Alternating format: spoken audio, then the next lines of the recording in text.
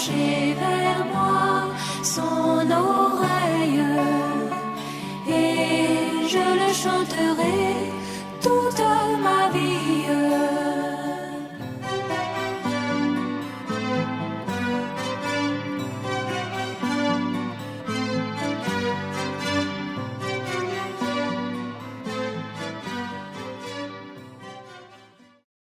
On peut rester debout, s'il vous plaît.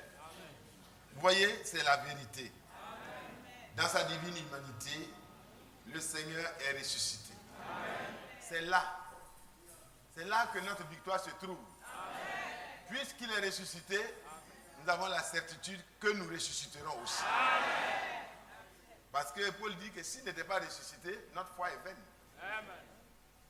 Dès l'aube du 3e jour, il sort du ténébreux séjour. Alléluia. C'est même pas au soir du 3e jour. Dès l'aube. Dès que le 3e jour est entamé, il sortit. Parce que la promesse ne peut ne pas s'accomplir. Elle doit s'accomplir. Parce qu'il ne doit pas voir la corruption. Il paraît. Quand il est sorti, nos deuils sont finis. Est-ce que ce n'est pas vrai? Parce que même quand on meurt, en ayant ce Seigneur-là avec nous dans la vie, mais il n'y a pas de deuil à mener pendant longtemps. Nos deuils sont finis. Nos deuils sont finis. Nos deuils sont finis. Aussi vrai que Jésus est sorti, paraît, oh là là, c'est merveilleux, qu'il paraisse dans la vie de chacun de nous. Nos cœurs sont pardonnés et nos cœurs sont bénis. Dites Amen. Il y a des gens qui ont la bouche cousue depuis ce matin-là. Je ne suis pas d'accord avec eux. Vous devez éclater de joie en présence du Seigneur. Quelle est la longueur, la grandeur, la lourdeur de votre problème? C'est trop petit. Jésus est ressuscité. Il paraît, nos deuils sont finis. Alors, laissez éclater votre joie. Ah, puisque... Non. Retrouve enfin l'espérance. Ah, puisque grâce à lui la mort sera pour nous l'entrée au port. Vous voyez que ça devient quelque chose de plus glorieux. Ce n'est pas l'entrée dans ce monde. La naissance naturelle nous permet d'entrer dans ce monde de problèmes. Donc, normalement, même le jour de la naissance, on doit être triste. Parce qu'on rentre dans ce monde compliqué. Mais Dieu merci, puisqu'il faut naître pour pouvoir connaître Jésus. Amen. Donc c'est utile. Mais c'est le jour de la mort que ça doit être vraiment une fête. Ah, vous n'avez pas compris? Puis c'est l'entrée au port. C'est l'entrée au port. Alors quand tu navigues, et puis tu arrives au port, est-ce que tu n'es pas content? Hein? Vous êtes du port. Quand les gens commencent à l'origine là-bas, qu'ils viennent, quand ils arrivent au port de destination, ils sont contents. Les marins débarquent, ils sont contents, ils sont libres, ils ne sont plus avec les problèmes de mal de mer, tout ça, c'est fini. Alléluia. Amen. La mort n'est plus un traumatisme pour les chrétiens, mais c'est l'entrée au port. Amen. Oh, que Dieu soit loué. Remercions le Seigneur qui, par sa victoire, nous a transportés dans cette manière de voir les choses. Que Dieu soit loué. Est-ce qu'on est heureux de servir le Seigneur? Amen. Vous savez, le meilleur service, c'est le service du Seigneur. Servir le Seigneur, ce n'est pas prêcher ou chanter. Servir le Seigneur, c'est vivre pour lui. Les Juifs sont allés vers le Seigneur un jour et dans leur joie, ils voyaient vraiment que c'était des choses merveilleuses.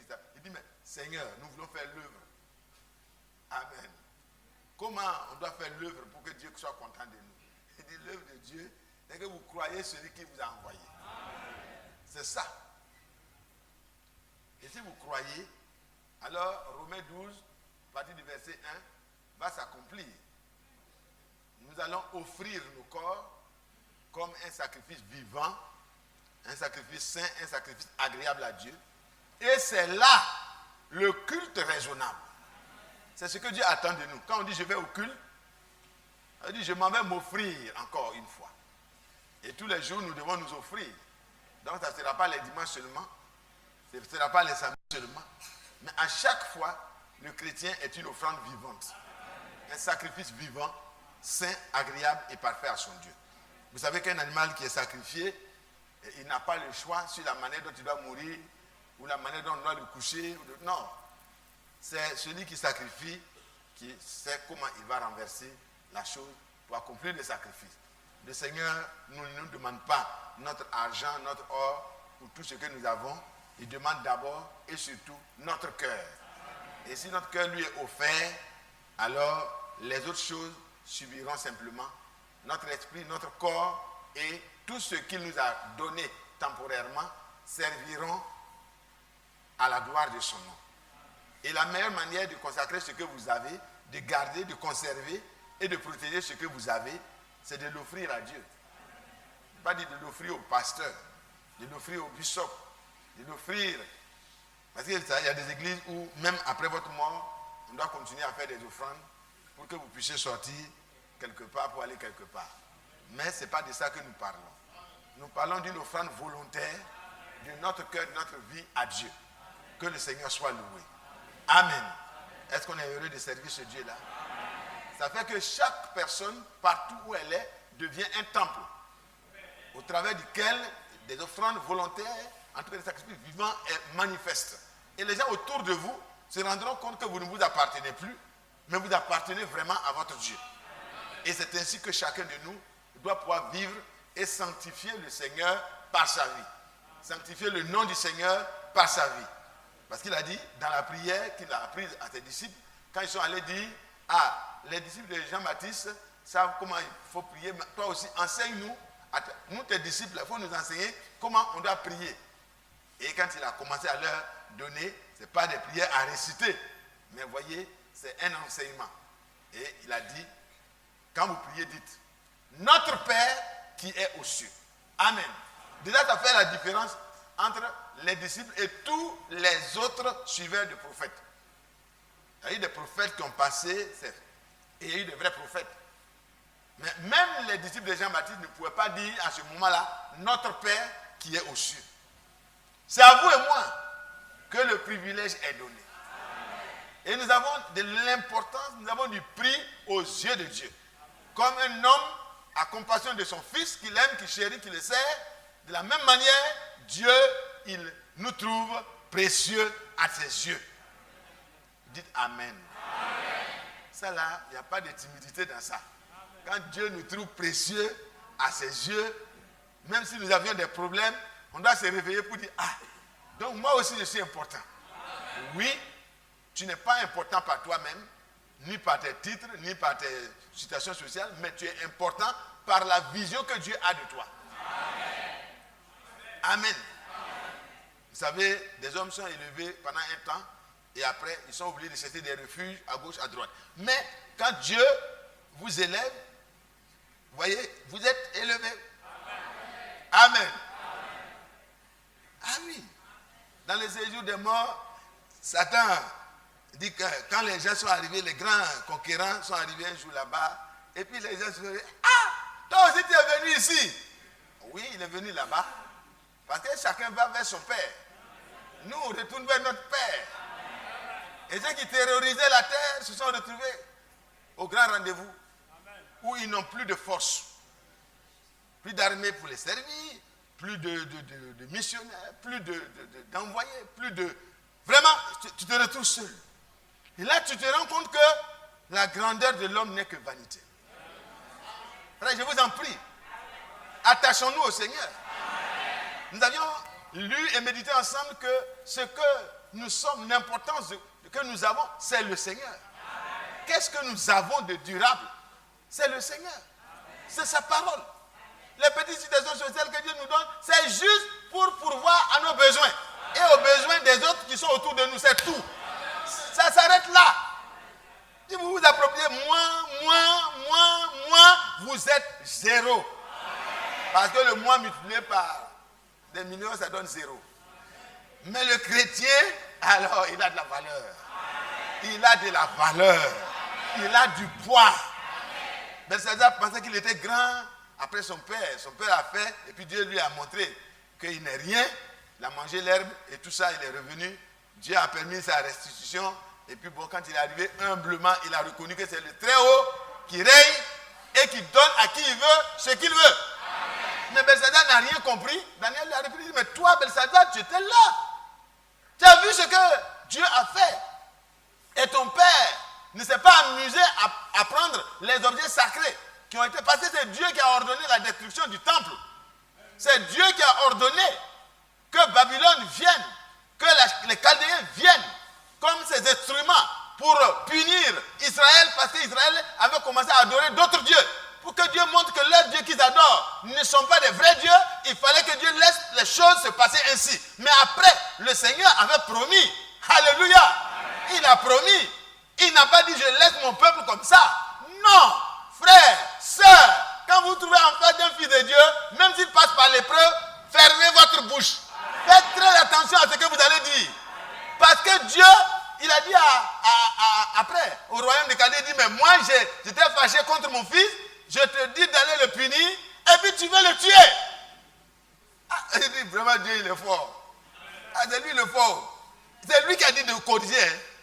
Et Nebuchadnezzar dit, est-ce que ce que je suis en train de faire là, ce n'est pas par la bouche de l'Éternel, ton Dieu? C'est lui qui m'a dit d'intervenir. C'est pourquoi toi, petit gouverneur que j'ai établi, tu veux te lever contre moi. Est-ce que c'est sans l'autorité de l'Éternel que je suis venu ravager tout Jérusalem? J'ai rabattu ses murs, j'ai cassé tout, j'ai brûlé tout. J'ai ramassé. Vous voyez, il a ramassé les objets du temple. Il est allé garder dans le temple de son Dieu. Et il n'a pas joué avec ça. Et le petit Belshazzar qui vient après, il ne pesait même pas plus qu'une feuille. Parce qu'il n'avait pas de crainte de Dieu. Un homme qui ne craint pas Dieu n'a aucune valeur devant Dieu. Ça, je vous le dis, frère. Il peut être très puissant, terrorisé à gauche, à droite, être capable par l'âme, comme les hommes sont capables. Mais il n'est rien. N'ayez pas peur de dire Amen. Amen. Qui que ce soit. Amen. Et vous en avez les preuves chaque jour. Alléluia. Ce n'est pas moi qui vais parler. Que Dieu vous bénisse. Amen. Que Dieu vous bénisse. Amen. Celui qui a de la valeur, c'est celui qui a accepté Jésus-Christ. Qui a compris qu'il n'est rien. Et qu'il n'a rien. Parce que tout ce que vous possédez, si ce n'est pas en Christ que vous le possédez, vous n'avez rien. À tout moment, vous pouvez vous retrouver à zéro. Mais quand vous avez tout en Jésus, Paul pouvait dire, en n'ayant qu'un seul manteau, il dit, souviens-toi, il faut m'amener mon manteau. Il ne faut pas oublier mon vieux manteau. Nous n'avons quelques vestes, on change. Mais lui, il avait un seul manteau. Mais il pouvait dire un vieux manteau en plus. Il pouvait dire, je puisse tout par celui qui me fortifie. Et il pouvait dire encore, nous avons tout pleinement en Jésus-Christ. Et il pouvait dire aux autres même, mon Dieu, à moi là, il pourvoira à tous vos besoins. Selon sa magnifique richesse avec gloire par Jésus-Christ. C'est tout. Le chrétien ne se glorifie pas de ce qu'il peut faire, de ce qu'il est, de ce qu'il pourra être.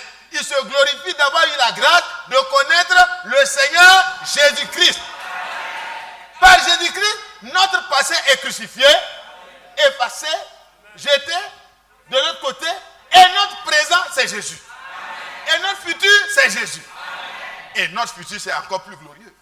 Parce que ce que nous serons n'a pas encore été manifesté. C'est pourquoi il y a des moments où le vieux n'est pas là, il est un peu malade, il est un peu... Non, mais quand tout cela sera accompli, alléluia, nous retrouverons l'âge de 18 ans.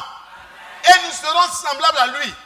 Comme le jour où les ressuscités pouvaient entrer par les gens ferment la porte par peur et tous sont là. Et puis il apparaît et dit que la paix soit avec vous. Oh là là, il n'avait pas besoin d'avion, il n'avait pas besoin de voiture qui tombe en panne, qui se met en embouteillage. Il vient... Non, alléluia. Il était capable d'entrer où il veut, au moment où il veut, quand il veut. Et il n'y avait pas d'empêchement pour lui. Nous aurons un corps pareil. Et c'est dans un corps incorruptible, un corps immortel, que nous nous tiendrons dans le royaume immortel pour glorifier le Dieu immortel et le servir d'éternité en éternité. Est-ce que ça ne vous réjouit pas, frère? Ça ne vous réjouit pas? C'est pourquoi il paraît, nos deuils sont finis. Quand nous le verrons, oh là là, nous serons transformés. Parce que il a le pouvoir de s'assujettir toutes choses. Et alors, quand nous le verrons, les choses seront transformées. C'est pourquoi jour après jour, vous devez voir Jésus. Parce que quand vous le voyez, quand dans votre marche vous le voyez, quand dans votre travail vous le voyez, quand dans votre maison vous le voyez, quand partout vous le voyez, vous ne pouvez plus faire comme vous faites. vous ferez comme il veut. Parce qu'il a dit, prenez mon joug et recevez mes instructions. Et vous aurez le repos pour vos âmes. Les gens ne veulent pas prendre le joug du Seigneur. Et c'est après la mort qu'on prie pour le repos de l'âme. Ce n'est pas possible. C'est maintenant. C'est maintenant. L'âme doit se reposer maintenant. Et le repos de l'âme ne se trouve qu'en Jésus. Parce que c'est sous le sang que Dieu rencontre l'homme. C'est en Jésus-Christ. Sous le sang versé, c'est le seul lieu. Et l'homme rencontre l'homme, Dieu rencontre l'homme pour lui donner la paix avec Dieu et la paix avec ses semblables. Quelqu'un qui a fait la paix avec Dieu, s'il fait quelque chose qui n'est pas normal, il s'en va se plier en quatre pour demander vraiment pardon. Même si c'est à son enfant. Amen. Parce que vous voulez être en paix avec tous. Autant que cela dépend de vous. Même si ça ne dépend pas de vous, vous êtes en paix. C'est celui qui ne veut pas la paix qui n'est pas en paix. Amen. Et puis la paix. Vous pouvez être en prison et puis vous êtes en paix. Hein? La preuve est que Paul et Silas, ils étaient vraiment en prison. Pas une petite prison. Ce n'est pas dans le petit coin réservé aux assimilés. Non. C'était vraiment des prisonniers. Enchaînés comme les bandits. À l'intérieur, au fond. Parce que c'est des gens qui sont dangereux. Ils les ont mis au fond, dans la cellule des criminels. Et puis ils sont là-bas. Et puis, eux qui devaient pleurer, c'est eux qui étaient en train de chanter. Ils disent, ah! Même en prison, ils chantent. Mais ils ont quel problème? Ils ont Jésus. Ils ont le prince de paix. Ils ont le roi des rois. Ils ont celui qui parle et la chose se passe. Ils n'ont même pas. Ils étaient en train de chanter. Ils chantaient. Et puis les prisonniers étaient étonnés. Ils disent, mais c'est pas possible. On nous a amené des prisonniers drôles. Ici, nous passons le temps à pleurer, on se console. Chacun demande, qu'est-ce que toi tu as fait pour venir ici? Etc. Mais comment vous avez fait pour venir ici? Il dit, nous sommes les serviteurs du Dieu très haut, le seul vrai Dieu. Ah bon, ça veut dire quoi ça? Oui, notre Dieu, voici, ils ont commencé à... Alléluia! Mais si vous pleurez, les gens ne vont pas vous demander beaucoup de choses. Hein? Vous êtes en train de pleurer sur votre sort à tout moment. Ça fait longtemps que je ne suis pas marié. Comment dire, qui va venir te marier pendant que tu pleures? Vous qui pleurez votre mariage là, continuez à pleurer. La Bible dit de se préoccuper de comment plaire à Dieu. Pendant que vous vous préoccupez de comment plaire à Dieu, vous rajeunissez hein, en réalité. Vous gardez votre jeunesse. Mais quand vous êtes en train de pleurer, après là, on dit mariage, on annonce mariage dans 2 semaines. Tu dis, moi je suis là. Les frères là même, ils vont nous pousser dehors. Ils ne vont pas te pousser dehors. C'est ce que tu es là qui va te pousser dehors. Mais c'est vrai. La Bible dit de ne pas te préoccuper de ça. De te préoccuper de comment plaire à Dieu.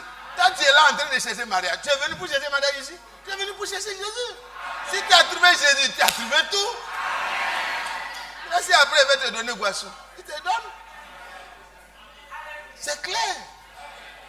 Et les frères, c'est la même chose. Seigneur, donne-moi du travail pour que je me marie. Quand même, frère. C'est vrai, bon, c'est important. Si tu brûles, il faut demander travail pour te marier. Parce que si tu n'as pas eu de travail, tu ne vas pas venir devant nous. Hein. Même si tu n'as pas de travail au bureau, tu commences à vendre tes œufs. Tu dis, bon, frère Isaac, frère Badi, frère Ali. Bon, j'ai commencé à vendre des œufs, à vendre du charbon. En tout cas, je gagne au moins 1000 francs, 1500 par jour. Je vais me marier. Personne ne va te dire de ne pas te marier. Mais si tu dépends de papa, maman, tu dépends de le monde, les frères sortent de l'église, frère, il faut m'aider. Frère, c'est le problème. Les bureaux des frères, tu cours là-bas. Frère, je suis venu encore. Il faut vraiment penser à moi. La Bible dit, mettez tout en commun. Toi, tu mets quoi en commun avec les autres? Ce n'est pas pour vous faire rire, mais vous voyez, c'est mon style aussi. Amen. Toi, tu mets quoi en commun? Hein? Les gens cherchent des gens pour vendre Popito. Cherchent des gens pour... Moi, j'ai coupé. Si vous ne savez pas notre passé, on ne va pas parler de tout ça. Moi, j'ai coupé bambou et puis on me donnait 1000 francs. Je m'avais transporté bambou là, dans l'eau. On rentre. Les diplômes sont à la maison. Hein. Mais quand personne ne veut prendre mon diplôme, alors que je dois manger. Est-ce que je dois manger le pain de ce que les gens sont allés souffrir, porter bambou, venir? Moi, je dis, je suis cadre, je suis assis à la maison. Ils viennent, ils préparent.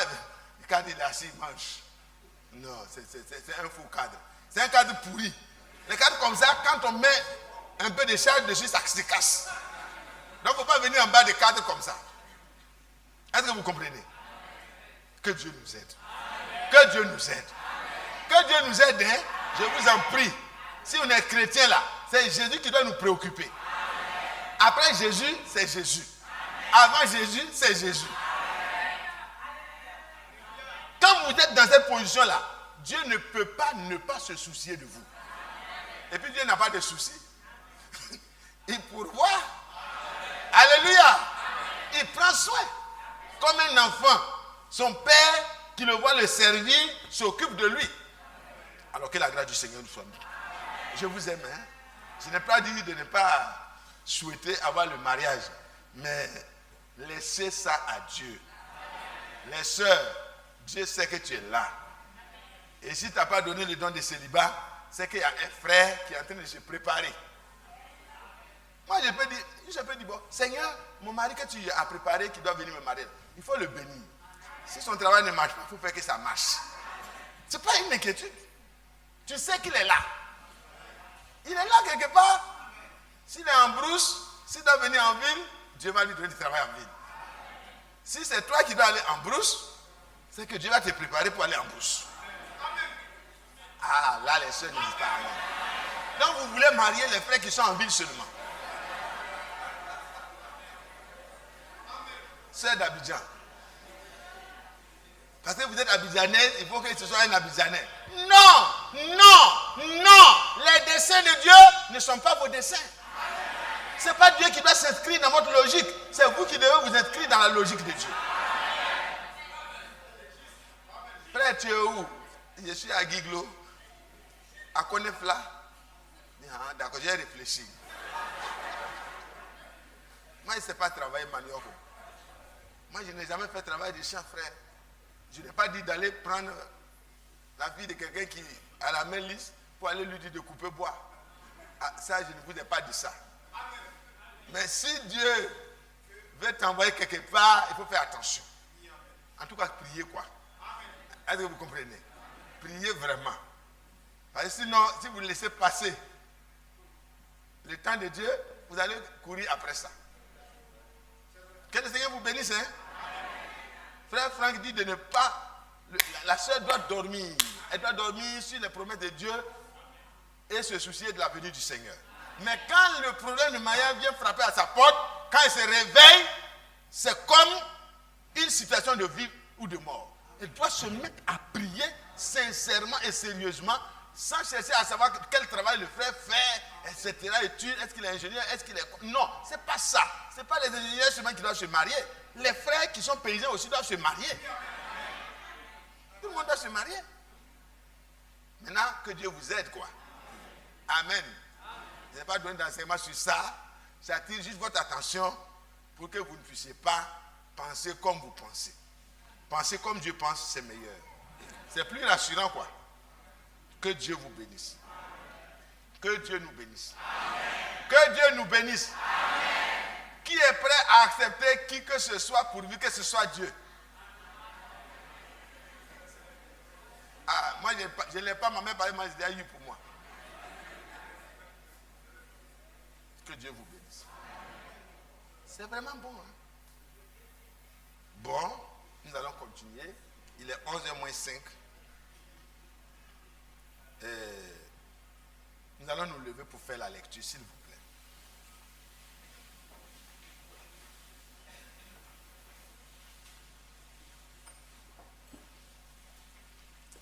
Notre texte de base est déjà connu. C'est Jérémie. Mais aujourd'hui, nous allons aller un peu plus vite. Jérémie 1, verset 11, 12. La parole de l'Éternel me fut adressée en ces mots. Que vois-tu, Jérémie? Je répondis. Je vois une branche d'amandier.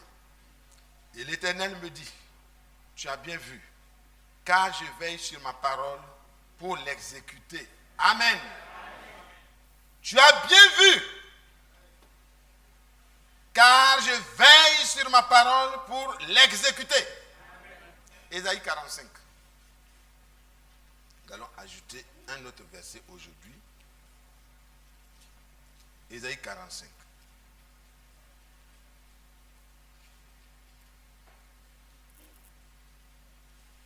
Prenez à partir du verset 21. Déclarez-le et faites-les venir, ces dieux-là. Bon, pour que vous puissiez savoir exactement de quoi il parle. Verset 20. Assemblez-vous et venez, approchez ensemble. Réchappez des nations. Ils n'ont point d'intelligence. Ceux qui portent leurs idoles de bois et qui invoquent un Dieu incapable de sauver, déclarez-le et faites-les venir. Qu'ils prennent conseil les uns des autres. Qui a prédit ces choses dès le commencement et depuis longtemps les a annoncées? N'est-ce pas moi, l'Éternel? Il n'y a point d'autre Dieu que moi. Je suis le seul Dieu juste et qui sauve. Et son nom, pour notre salut, c'est Jésus-Christ. Tournez-vous vers moi. C'est une injonction. Et vous serez sauvés. Il n'y a pas de salut en dehors de Jésus-Christ. Vous qui êtes aux extrémités de la terre, car je suis Dieu, il n'y en a point d'autre. Je le jure par moi-même. Notez bien ça. Il dit, je le jure par moi-même. Nous, souvent, on jure par les grands, mais lui, il n'y a pas grand après lui. Il jure par lui-même. Amen. La vérité sort de ma bouche. Et ma parole ne sera point révoquée. Tout genou fléchira devant moi et toute langue jurera par moi. En l'Éternel seul, me dira-t-on, réside la justice et la force. À lui viendront pour être confondus tous ceux qui étaient irrités contre lui. Par l'Éternel seront justifiés et glorifiés tous les descendants d'Israël. Amen. Frère Badi, tu vas prier encore, s'il te plaît.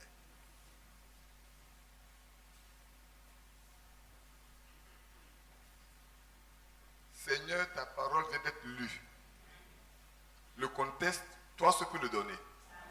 Maintenant, nos cœurs sont ouverts à toi. Parle-nous, instruis-nous et nourris-nous au nom de Jésus-Christ. Amen. Amen. Vous pouvez vous asseoir s'il vous plaît.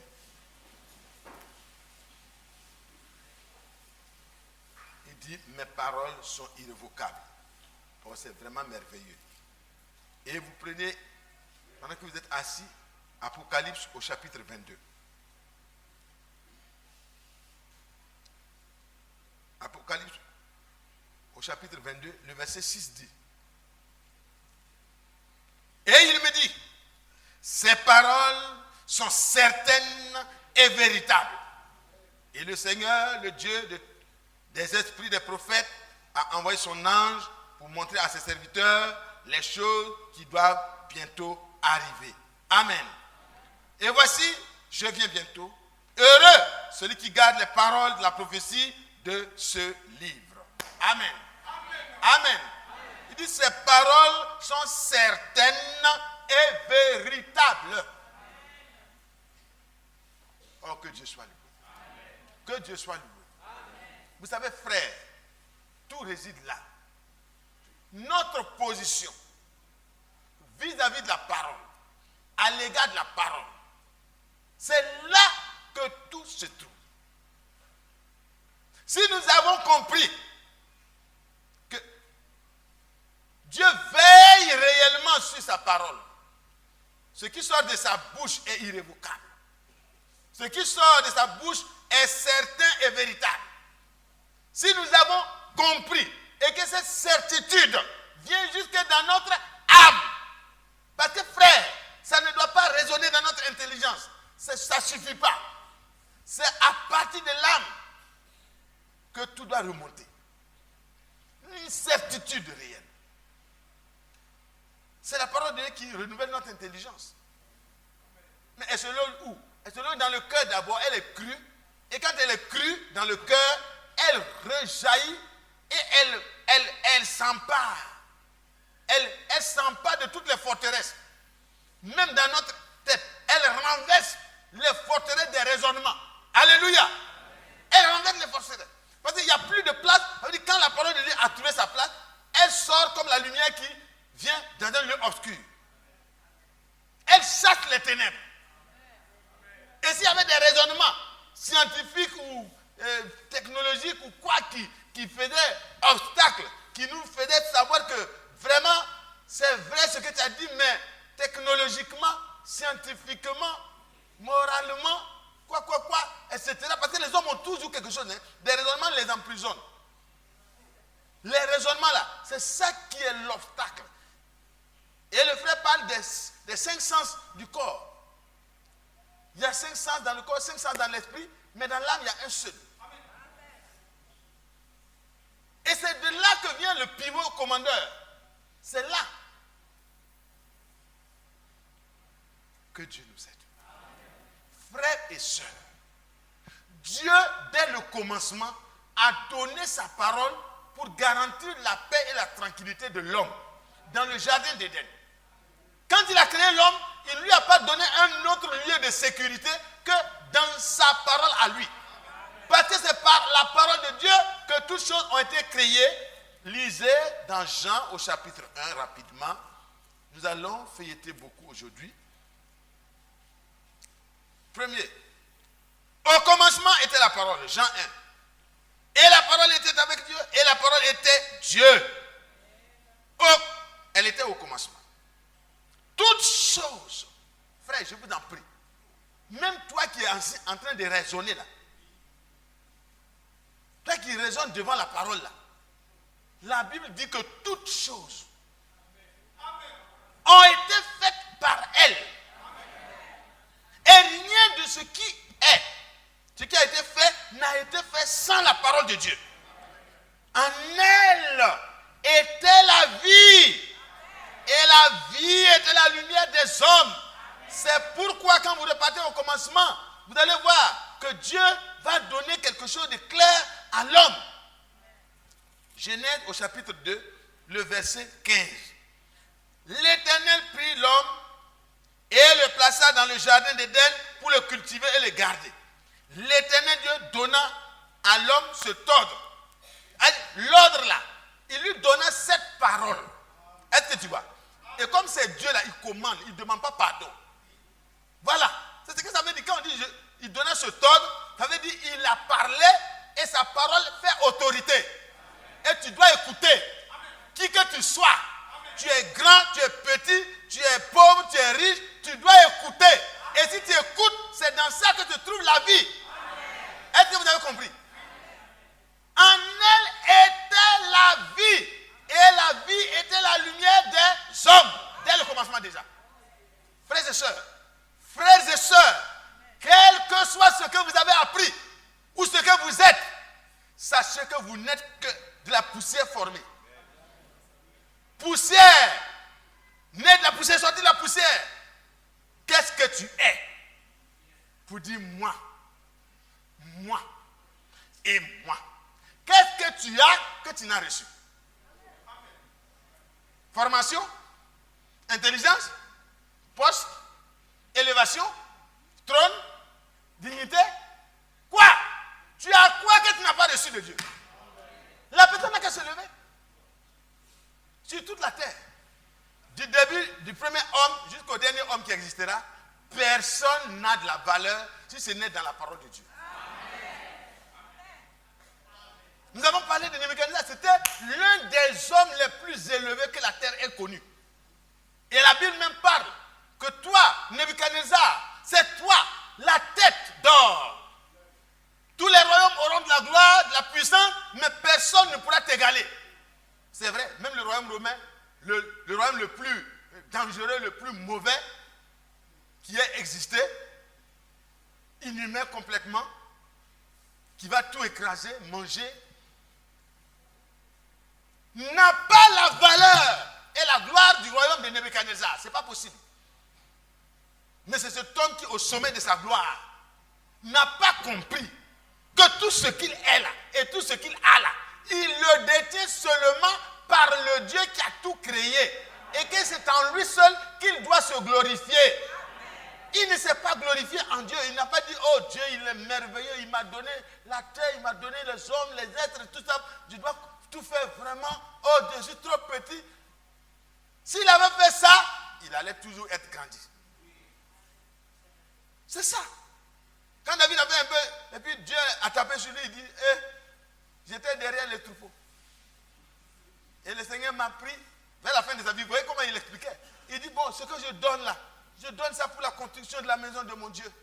Tout ce que j'ai pu avoir dans les guerres, dans les conquêtes et tout ça, je me suis rendu compte que chaque guerre, je le consultais. Et il me montrait comment je devais combattre et j'avais la victoire. Et j'ai ramené les choses. Je crois que c'est dans le dessein de construire son temple. Donc je lui consacre tout. Et moi-même, je me consacre à lui. Depuis que je suis né, je suis à lui. J'étais un petit berger, il m'a pris et il m'a positionné au-dessus de son peuple. Alléluia. Et quand Dieu a dit à Nathan, retourne vers mon serviteur pour lui dire que ce n'est pas lui qui bâtira, mais c'est son fils. C'est moi-même qui lui bâtirai une maison stable. Il s'est mis à genoux devant Dieu et dit, oh, que suis-je et quelle est la maison de mon père pour que tu penses à moi, pour me bâtir une maison stable. Alléluia. Voilà comment raisonne un enfant de Dieu. Quand vous recevez quelque chose de Dieu, vous devez retourner vers Dieu pour lui dire, qui suis-je pour que tu m'accordes cette grâce? Qui suis-je pour que tu m'élèves dans mon service? Qui suis-je pour que tu me donnes une petite maison? Qui suis-je? Qui suis-je? Qui suis-je? Quand vous êtes dans cette position de qui suis-je, Dieu dit, tu es quelque chose. Tu as du prix à mes yeux, Isaac. Alléluia. Tu as du prix à mes yeux. Les hommes ne voient pas ce que tu seras. Mais bientôt, ça sera révélé. Oh, que Dieu soit loué. Que Dieu soit loué. Que Dieu soit loué. Et Dieu dit à Belshazzar, mais tu n'as pas entendu ce que ton père a dit à la fin de sa vie? Il a parlé, il a exalté le Dieu du ciel et de la terre. Et toi, Daniel lui dit, et toi son fils, tu n'as pas eu de la considération pour le Dieu que ton père lui-même a honoré. Tu as pris les ustensiles sacrés, tu es venu, tu ne sais pas comment on a eu ces ustensiles-là. Les David ont combattu, ils ont versé, ils se sont battus, ils ont acquis cet or, cet argent, ce airain, ce tout. Ils ont fait des choses. Hiram de Nephtali est venu, il a fait les choses vraiment avec l'esprit de Dieu qui l'a aidé à concevoir ces choses et tout a été consacré à Dieu. Et ce jour-là, le jour de la consécration du temple et de tous les instruments sacrés, la gloire du Dieu Tout-Puissant est descendue dans le temple de Jérusalem et ça remplit toute la maison de Dieu. Alléluia! La gloire de Dieu est descendue et un jour, la gloire de Dieu descendra au milieu des élus. Elle se manifestera de manière glorieuse comme au premier âge, avec une gloire 2 fois supérieure encore. Oh, Dieu le fera. Il dit cette gloire-là, qui est venue consacrer la maison et tous les instruments. Les hommes ont abandonné la voix de Dieu, la parole de Dieu.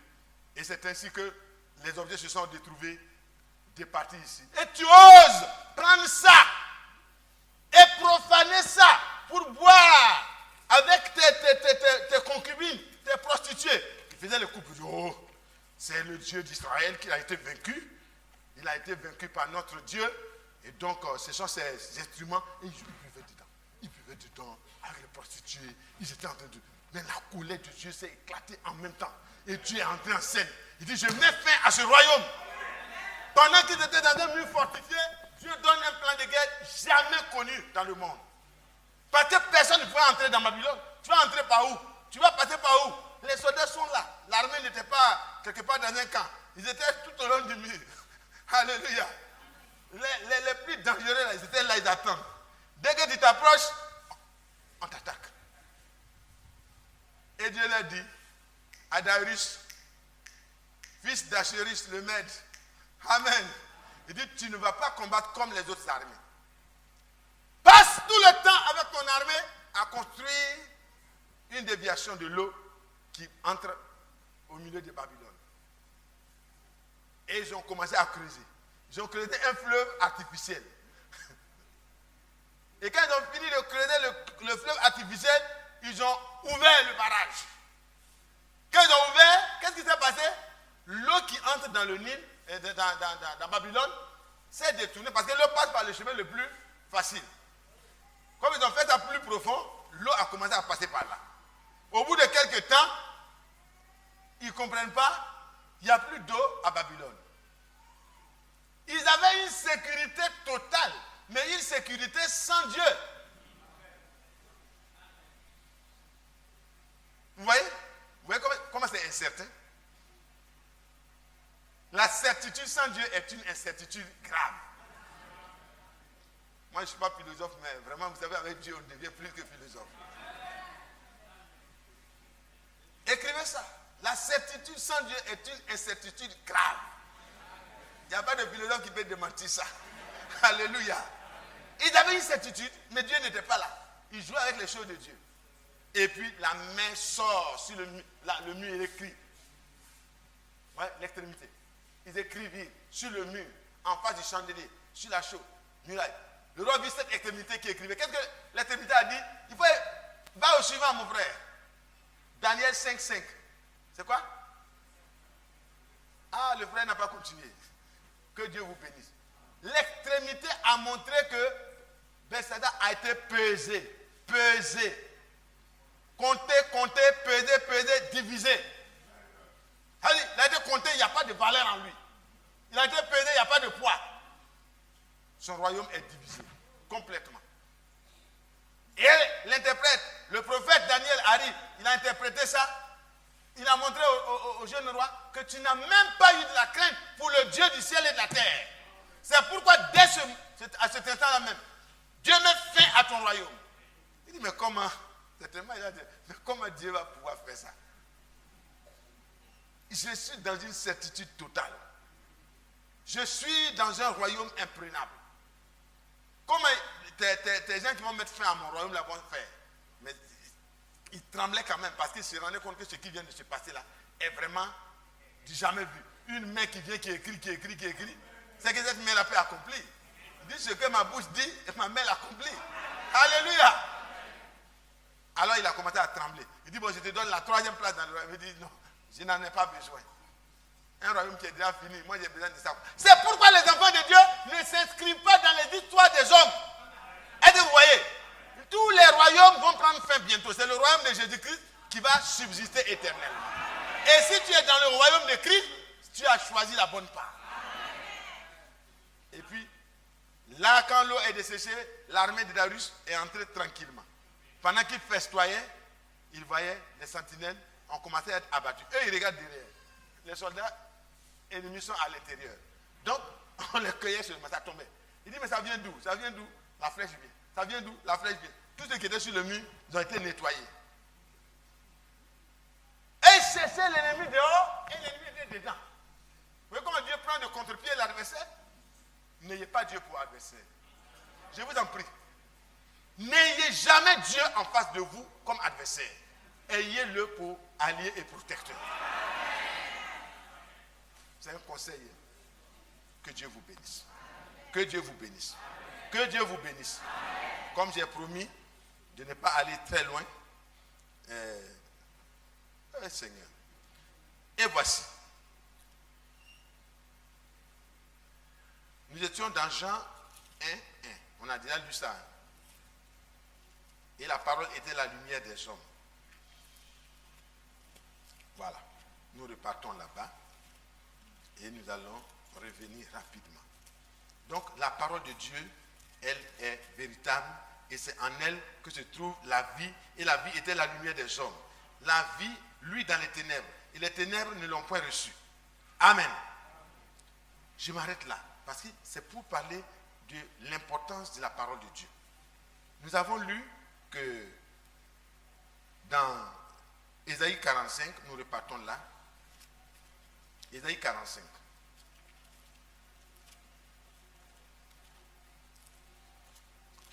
Ésaïe 45. Vous voyez, Dieu, il était tellement certain de ce qu'il disait. Il dit clairement ici. Merci. Je suis Dieu. Et il n'y en a point d'autre. Et il dit, je le jure par moi-même. Ça nous ramène dans Genèse 22. Quand il devait parler à Abraham pour montrer l'immuabilité de la promesse qu'il faisait à Abraham, ne trouvant pas quelqu'un de supérieur par lequel il pouvait prendre la personne à témoin, puisque les autres sont des hommes, alors il dit, je le jure par moi-même. Il n'a même pas juré par un ange. Il le jure par moi-même. Je le jure par moi-même. Parole de l'Éternel. Et ici il dit, je le jure par moi-même. La vérité sort de ma bouche. Et ma ma parole ne sera point révoquée. Tout genou fléchira et toute langue, tout genou fléchira et toute langue jurera par moi. En l'Éternel seul, me dira-t-on, réside la justice et la force. Vous voyez, frère, nous avons le privilège d'avoir la révélation de ce seul vrai Dieu. Les hommes l'ont divisé en trois, l'ont divisé en deux. Ils ont fait de lui un prophète simplement. Dans certaines religions, c'est un prophète, c'est un grand prophète, mais il est plus que cela. Il est celui qui jure par lui-même. La vérité sort de sa bouche. C'est pourquoi quand Jésus doit parler, il dit en vérité, en vérité. Il n'y a pas d'autre chose qu'il peut dire. La vérité sort de sa bouche à lui seul. Et c'est pourquoi nous pouvons nous rafraîchir. Pour ceux qui n'ont pas suivi notre étude depuis la semaine passée, nous prenons Romains 3:3 pour ajouter avant de prendre des exemples concrets de l'accomplissement de ce que Dieu dit. Romains 3:3. Vous savez, il y a beaucoup de personnes qui, même quand la parole de Dieu est dite, ils ont tellement reçu d'enseignements contraires qu'ils peuvent s'amuser à dire est-ce que c'est vraiment, est-ce que c'est pour vous là seulement qui est vrai? Vous allez savoir. Et quoi? Et quoi? Si quelques-uns n'ont pas cru, leur incrédulité annulera-t-elle la fidélité de Dieu? Je vous pose la question, frère. Quand Dieu finit de parler, quand Dieu dit par son prophète, par son serviteur, quand Dieu finit de parler, et puis des gens n'ont pas cru, mais pourtant c'est Dieu qui a parlé, est-ce que parce que quelques-uns n'ont pas cru, ça va faire que ça va amener une annulation au décret de Dieu? Ce que Dieu décide. Dans le jardin d'Éden, il a dit, tu pourras manger de tous les arbres du jardin. Mais de l'arbre de la connaissance du bien et du mal, tu n'en mangeras pas. Car le jour où tu en mangeras, tu mourras certainement. La parole de Dieu est certaine et véritable. Depuis le commencement jusqu'à la fin. Du lever du soleil jusqu'à son couchant. Et du couchant jusqu'à son lever encore. Alléluia. Et la Bible dit ici clairement, est-ce que parce que quelques-uns n'ont pas cru, ça va annuler la fidélité de Dieu? La fidélité, quand on parle de la fidélité, c'est la capacité, je ne suis pas un grammairien, hein, donc si je me trompe, les frères pourront, c'est la capacité de quelqu'un à se tenir dans ce qu'il a dit pour que cela se réalise. Parce que si je vous dis, demain, rencontrons-nous au temple à partir de 9h. Amen.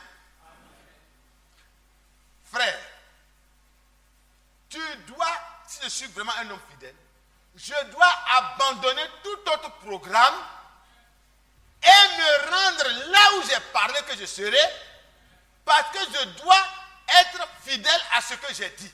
Mais vous savez que moi, je peux être contrarié dans ce que j'ai programmé.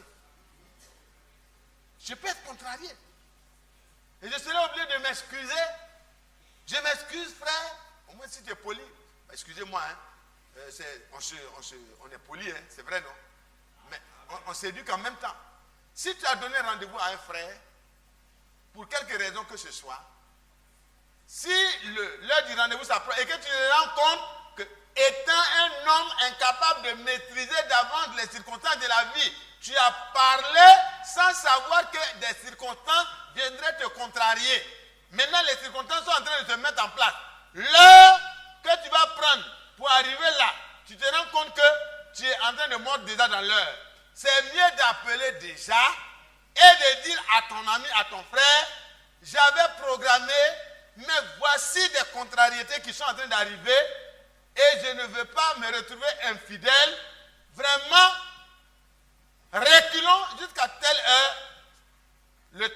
je commence à venir pour être à l'heure. Ça, c'est juste.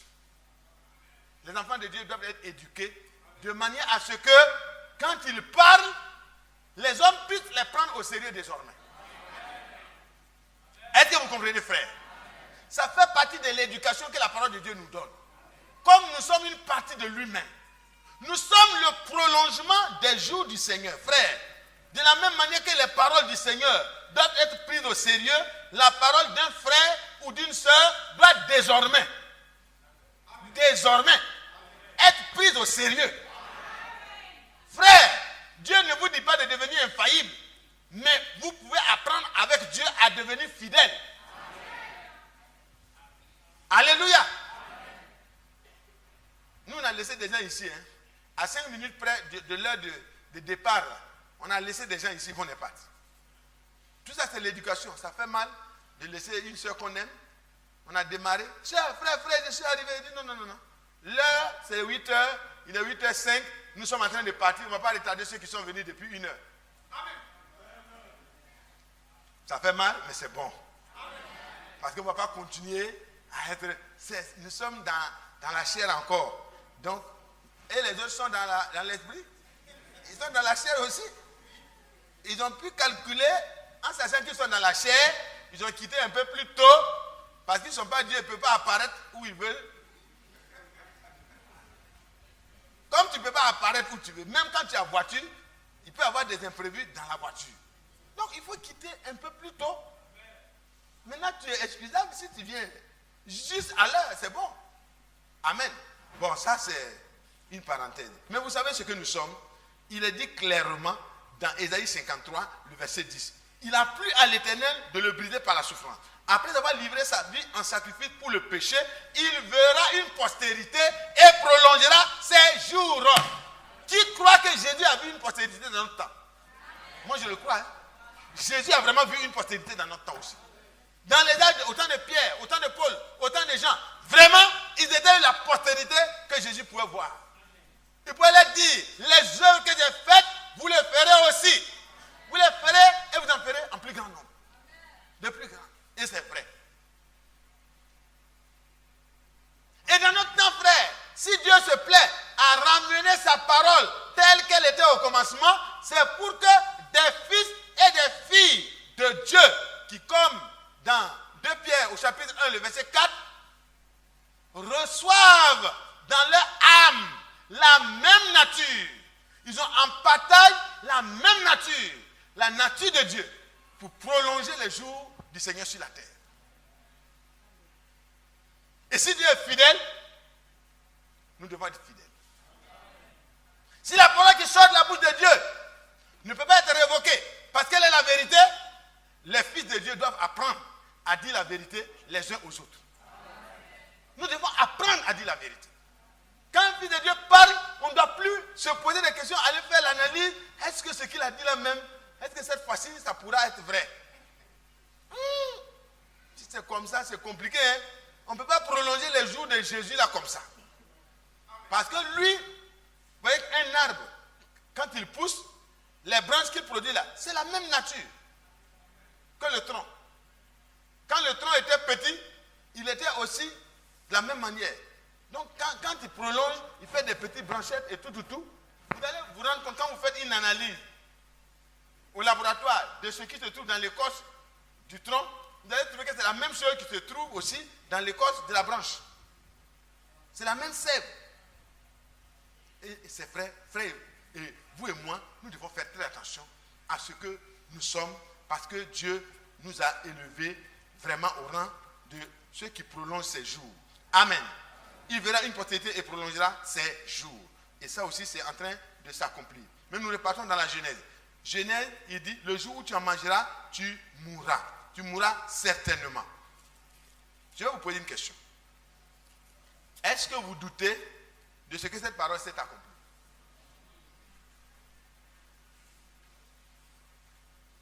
Il dit, la parole était la vie des hommes. Amen. En elle était la vie, et la vie était la lumière des hommes.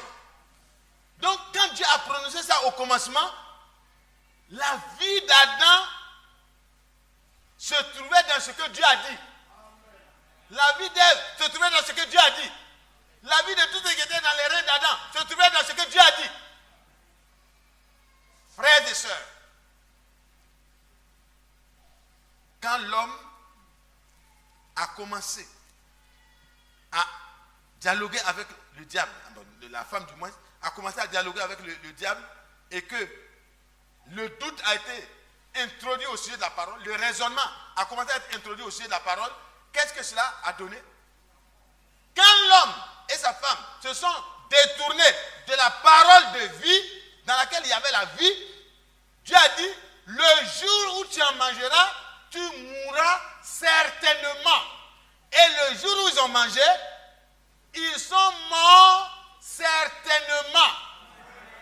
Aucun homme n'a franchi la barre de 900 et quelques.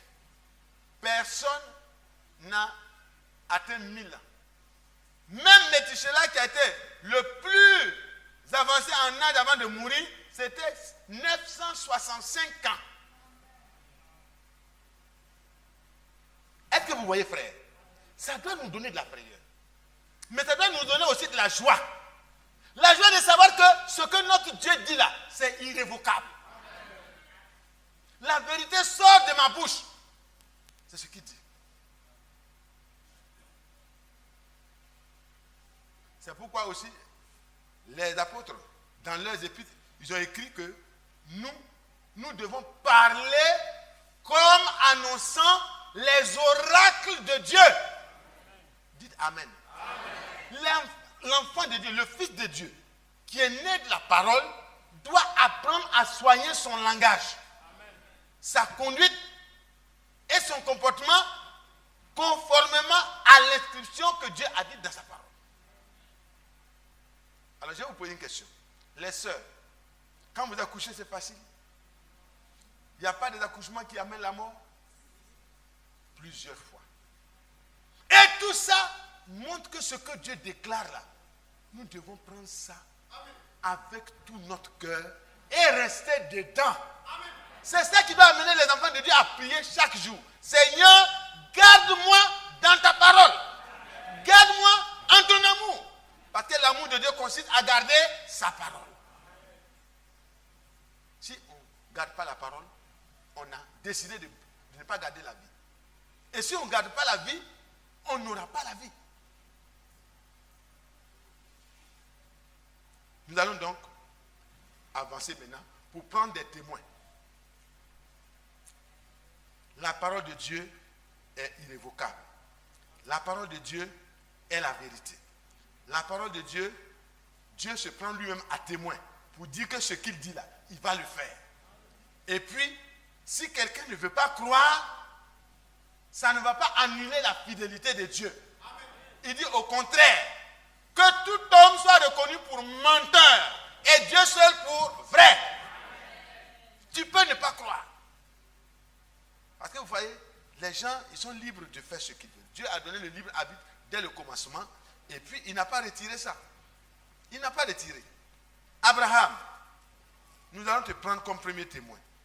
Dis-nous ton témoignage sur ce que Dieu dit et sur la véracité de ce que Dieu dit. Amen. Genèse 12. L'Éternel dit à Abraham, va-t'en de ton pays, de ta patrie, de la maison de ton père, dans le pays que je te montrerai. Je ferai de toi une grande nation et je te bénirai. Je rendrai ton nom grand et tu seras une source de bénédiction. Je bénirai ceux qui te béniront et je maudirai ceux qui te maudiront et toutes les familles de la terre seront bénies en toi. Frères et sœurs, regardez cette parole-là. Au commencement. Au commencement. Dieu a d'abord pris Enoch, il l'a enlevé parce qu'il a marché avec Dieu. Il a gardé la parole de Dieu et comme il a gardé la parole de Dieu, à un moment donné, il était identifié à la parole. À un moment donné, Dieu ne pouvait pas distinguer Enoch de sa parole. C'était la même chose. 300 ans durant, chaque parole de Dieu, il la prenait au sérieux. Il prenait la parole de Dieu au sérieux. Au point qu'à un moment donné, d'image en image, de ressemblance en ressemblance, il était devenu complètement semblable à ce que Dieu avait voulu. Et Dieu dit, bon, mais tu es une œuvre achevée, je te prends avec moi. Et nous qui sommes dans le 7e âge, nous allons connaître la même grâce que Enoch. Parce qu'Enoch était le 7e depuis Adam. Parce que Caïn n'est pas compté. Caïn n'est pas de la lignée d'Adam.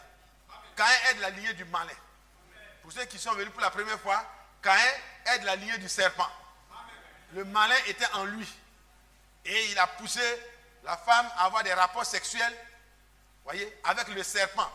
Et de ce rapport sexuel, qui a eu lieu le même jour, parce que quand il a fini d'avoir, elle a échoué sa bouche, son mari aussi a fait ce qui lui est normal. Et 2 enfants sont nés.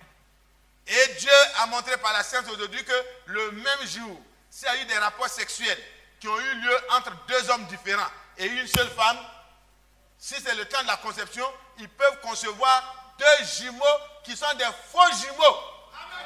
Un peut être blanc, complètement blanc, et un peut être noir comme moi, noir complètement. Alors, vous ne pouvez pas dire que les 2 là viennent du même père, ce n'est pas possible.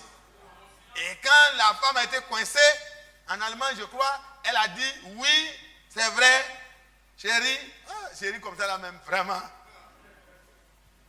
Le même jour là, quand j'ai fini avec le monsieur, je suis venu rapidement pour que tu fasses. Et puis, les 2 choses sont venues. L'homme a dit, bon, pour moi c'est blanc là, je prends mon blanc. Noir là, tu prends toi-même avec ton blanc, ta noire. Je ne sais pas si, en tout cas, je ne suis pas sûr qu'ils ont continué longtemps ensemble. Mais ça n'a pas été dit. Mais ça veut dire qu'on peut avoir 2 rapports, une conception de jumeaux, de faux jumeaux, le même jour, dans le même ventre, et qui vont sortir. Quand ils sortent, chaque enfant va se comporter selon le caractère de son père. Abel s'est comporté selon le caractère de son père qui était Adam. Adam était de Dieu. Donc quand on fait la généalogie, Adam est fils de Dieu. Après, quand Abel a été tué par Caïn, qui était du malin, qui était jaloux, si vous commencez à avoir de la jalousie parce que vos frères réussissent, parce que vos frères sont nommés, parce que vos frères réussissent, parce qu'ils ont des dons, parce qu'ils ont des aptitudes que vous n'avez pas, vous faites très attention, le péché est à votre porte. Il est en train de se courber pour vous avoir. Vous, levez-vous, repentez-vous de cette jalousie afin que la grâce de Dieu vous soit accordée. Si vous ne pouvez pas le faire, c'est la preuve que vous êtes de Caïn. Parce que Caïn est envieux. Caïn est jaloux. Caïn n'est pas content. Quand quelqu'un, son frère réussit et que lui il ne réussit pas, il n'est pas content. Mais le Fils de Dieu se réjouit. L'amour se réjouit de la vérité. Alléluia. L'amour se réjouit du succès de l'autre. Je vous ai dit que moi je suis l'homme le plus important. Quand je vais chez frère Isaac, je regarde la veille, je dis non, mais je suis bien. Amen. Je suis assis, je suis content. Je vais chez frère Bali, c'est même. Je vais chez Loba, c'est même. J'ai beaucoup de maisons partout. Si vous n'en avez pas, c'est votre faute. Quand je vais chez mon petit frère combat, je regarde, je dis voilà, mon petit, que Dieu te bénisse. Je suis, frère, soyez heureux de ce que Dieu fait pour vos frères. Alors si vous n'êtes pas content de ce que Dieu fait pour vos frères, qui vous donnera pour vous? C'est Dieu qui donne. Si votre cœur est méchant, votre cœur est gris, votre cœur est... Moi aussi, je n'ai pas... Tu peux être pauvre et être orgueilleux. Est-ce que vous avez compris? On peut être pauvre et orgueilleux comme Satan. Envieux comme Satan. Ah, c'est très dangereux. Ouais, parce que comme je marche avec des tapettes, donc c'est moi le frère le plus humble. Non. Moi, je marche avec des tapettes, je peux marcher avec des tapettes. Marcher à pied, je marche à pied. On met dans la voiture qu'elle m'a tiré, je me sens bien. Si tu envoies avion, je monte dedans. Je m'avais prêché l'évangile et puis je reviens, je dis, ça ne changera pas l'attitude de mon cœur. Parce que l'humilité, c'est dans le cœur. C'est dans l'âme. Si la nature de ton âme a été transformée, la richesse la plus élevée ne lèvera pas ton âme. Ton âme restera humble. Tu diras comme David, qu'est-ce que j'ai que je n'ai reçu de Dieu? Oh, que Dieu nous aide. Oh, je vous aime, frère. Je vous aime, mes bien-aimés. Je vous aime. Alléluia. Mais ce jour-là, quand ils ont quitté la parole de Dieu, ils sont allés, les choses ont eu lieu, les enfants sont nés, problème. Palabres. Les histoires dans le champ. Ce n'est pas l'autre qui faisait les histoires. Hein? C'est l'enfant de l'autre là qui faisait les histoires. Pourquoi Dieu exauce-t-il pour toi et puis pas pour moi? On va voir ça. C'est parce que tu vis, non? Bou, bou. Il a cassé sa tête. Tu as cassé sa tête, mais tu n'as pas cassé son cœur. Dieu est dans son cœur. Alléluia. Dieu suscite cette. Et puis l'adoration reprend. Alléluia. Et ça continue, ça continue, ça continue, ça continue. Jusqu'à Enoch. Amen. Et puis Enoch a marché avec Dieu. Jusqu'à Dieu l'a enlevé 300 ans après. Amen. Les jours d'Enoch, c'était de 360 ans, je crois, quelque chose comme ça, et Dieu l'a enlevé. Amen. Que Dieu soit loué. Et puis après, on saute pour Noé, parce que la méchanceté des hommes a amené Dieu à nettoyer toute la terre. Comme il va nettoyer bientôt toute la terre. En tout cas, il va nettoyer. Ça ne sera plus avec l'eau du déluge. Dans Pierre, dans l'épître aux Pierre, Pierre nous éclaire par le Saint-Esprit que ça ne sera plus avec l'eau que la terre sera baptisée, mais c'est avec le feu. Parce qu'après le baptême d'eau, il y a le baptême du feu. C'est pas vrai? Donc il faut que la terre aussi reçoive son baptême de feu. Ah oui. Pour qu'elle soit purifiée complètement, pour que Dieu vienne maintenant pour habiter avec les hommes. Alléluia. Il va purifier, il va tout détruire, il va tout consumer. Les armes chimiques et bactériologiques, les armes atomiques sont déjà là. En plus de ce que Dieu a en réserve en haut. Il va suffisamment baptiser la terre de feu. Si tu crois haut, si tu ne crois pas haut, ça va se faire. Donc Dieu ne te demande pas pardon. C'est maintenant il te supplie de croire. Parce que si tu crois, tu recevras ton baptême de feu maintenant dans ton cœur. Et puis tu seras enlevé. Et comme les autres ne veulent pas recevoir, Dieu doit les baptiser globalement.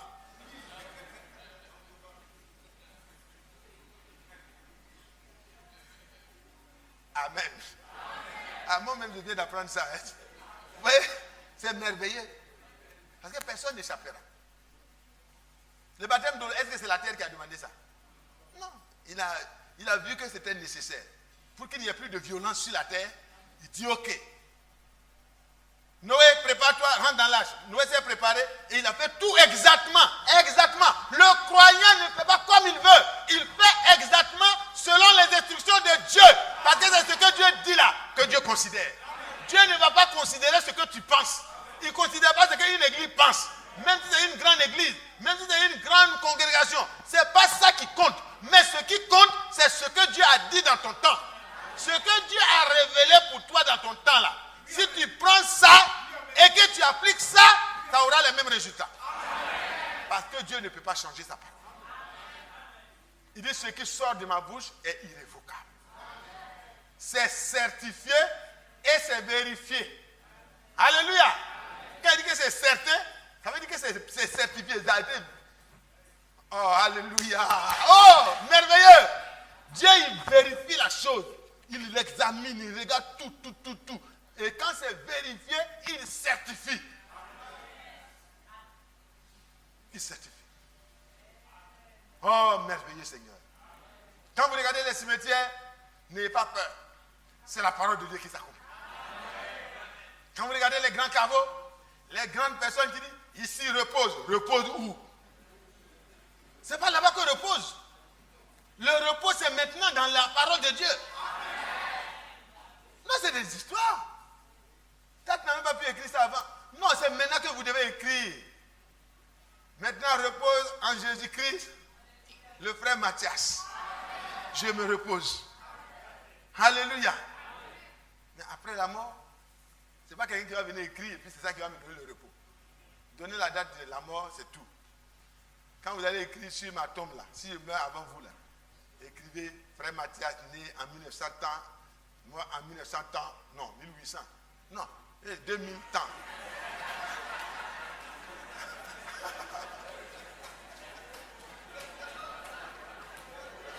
Alléluia.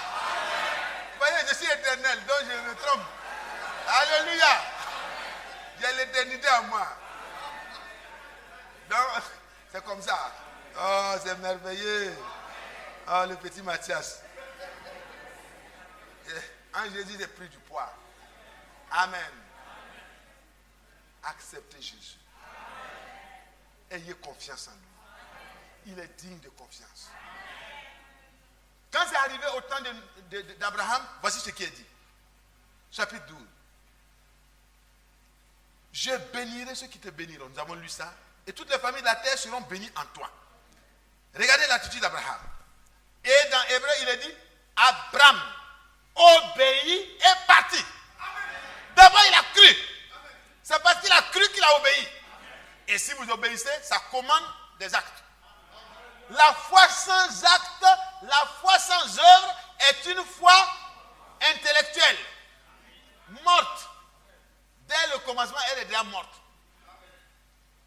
Parce qu'Abraham, qui est considéré comme le père de la foi, amen, c'est lui qui, vraiment, après le temps de Noé, voyez, a manifesté une foi au milieu d'une nation où il y avait, selon l'étude que le frère Badi nous avait fait suivre, je crois qu'il y a près de 8000 dieux dans cet endroit-là. À Ur de Chaldée, chacun avait son Dieu. Dans chaque famille avait son Dieu. Vous savez, même ici, les régions ont leurs petits dieux. Il y a d'autres qui ont les bras, d'autres c'est les Nzi, d'autres c'est des quoi, d'autres chez nous c'est des montagnes, chez nous d'autres c'est des collines, d'autres ont taillé les petits bois, ils sont venus déposer à la maison, chaque matin ils se lèvent, ils donnent à manger à leur Dieu, ils les déplacent, quand il y a des dangers, ils prennent leur Dieu. C'est sauvé avec notre Dieu. Vous voyez comment c'est folie. Comment celui qui est censé te protéger, c'est toi qui dois le protéger. Il faut le laisser. Autant de Gédéon. Quand Dieu s'est révélé à Gédéon, il est parti, il a abattu. Il a abattu le Dieu que son père était le prêtre, dont lui il était l'héritier. Normalement, il devait hériter de ce prestige. Mais quand Dieu s'est révélé à lui et qu'il a vu que c'était vraiment Dieu, il est parti, il a battu. Et puis les gens se sont mis en colère. Il a tué notre Dieu. Bon, pas tué, il n'a pas dit comme ça. Mais il a détruit notre Dieu. Un Dieu qu'on détruit. Mais c'est vrai, un Dieu qui est construit par la main de l'homme peut être détruit par la main de l'homme. Parce que quand il y avait un esprit qui était rentré dedans, qui faisait quand même des choses. C'est ça qui faisait qu'ils avaient peur. Même les prophètes de Baal, c'est comme ça qu'ils faisaient. Donc ici, vous voyez, lorsque les gens de la ville se furent levés de bon matin, c'est dans Juge, Juge au chapitre 6, le verset 28, non? Juge 6, verset 28, pour ceux qui écoutent en direct. Lorsque les gens de la ville se furent levés de bon matin, voici l'autel de Baal était renversé, le pied sacré, placé dessus. Ils ont un pied sacré qui est placé dessus. Était abattu. Et le second taureau était offert en holocauste sur l'autel qui avait été bâti. Un autel à l'Éternel avait été bâti. Amen. Ils ont détruit la statue de Baal et puis ils ont fait un autre autel à côté et ils ont sacrifié un taureau. Alors les gens, ils se disent l'un à l'autre, qui a fait cela? Ils s'informaient et ils firent des recherches. Leur Dieu ne peut pas faire des recherches. On leur dit, c'est Gédéon, fils de Joas, qui a fait cela. Et puis après, alors les gens de la ville dirent à Joas, fais sortir ton fils et qu'il meure, car il a renversé l'autel de Baal et a battu le pied sacré qui était dessus. Joas répondit à tous ceux qui se présentèrent à lui, mais est-ce à vous de prendre parti pour Baal? Il est intelligent. Vous savez, quand Dieu décide de libérer son peuple, il utilise même les sacrificateurs de Baal pour parler. Son père même était fatigué, mais Baal, bon, c'était là. Et donc il fallait trouver une solution. Alors, est-ce que c'est à vous de prendre parti pour Baal? Est-ce à vous de venir à son secours? Alors quiconque prendra parti pour Baal mourra avant que le matin vienne. Comme c'est les sacrificateurs, ils ont eu peur. Les gens ont peur de leurs saints, même si c'est des faux saints. Vous voyez? Donc c'est le sacrificateur. Alors, si Baal est Dieu, qu'il plaide lui-même sa cause. Puisqu'on a renversé son autel. Mais les gens étaient pris dans leur propre piège. Il dit, mais si c'est Baal qui est Dieu, Où est votre problème? Baal va régler le problème de ceux qui ont fait ça. Il va le régler, leur problème, leur compte. Maintenant, si vous voulez vous battre pour battre, c'est que vous méprisez Baal. Alors vous mourrez avant le matin. Ils ont dit, on va mourir avant le matin. On va voir jusqu'au matin, celui qui a fait ça là, Baal va le tuer. Est-ce que Baal a fait quelque chose? En ce jour-là, l'on donna à Gédéon le nom de Jérubbal, en disant que Baal plaide contre lui, puisqu'il a renversé son autel.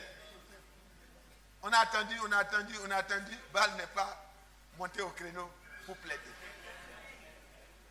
C'est pourquoi, à partir de ça, les gens qui taillent leur Dieu là, quand ça chauffe, ils prennent leur Dieu et puis ils fuient avec leur Dieu. Est-ce que vous comprenez? Mais ça ne marche pas. Ça ne marche pas. Que Dieu nous aide. Si Dieu est Dieu, il se venge lui-même. Il s'occupe de ce qu'il a dit. Que Dieu soit béni. Ici donc, Dieu dit à Abraham quelque chose de précis. Et nous allons suivre avec Abraham le cheminement rapide. Donc, Genèse 13, verset 12. Genèse 13, verset 14. Et l'Éternel dit à Abraham, après que Lot se fut séparé de lui, lève les yeux du lieu où tu es, regarde vers le nord, le midi, vers l'Orient, l'Occident. Car tout le pays que tu vois, je le donnerai à toi et à ta postérité pour toujours. Je rendrai ta postérité comme la poussière de la terre, en sorte que si tu peux, si quelqu'un peut compter la poussière de la terre, ta postérité aussi sera comptée.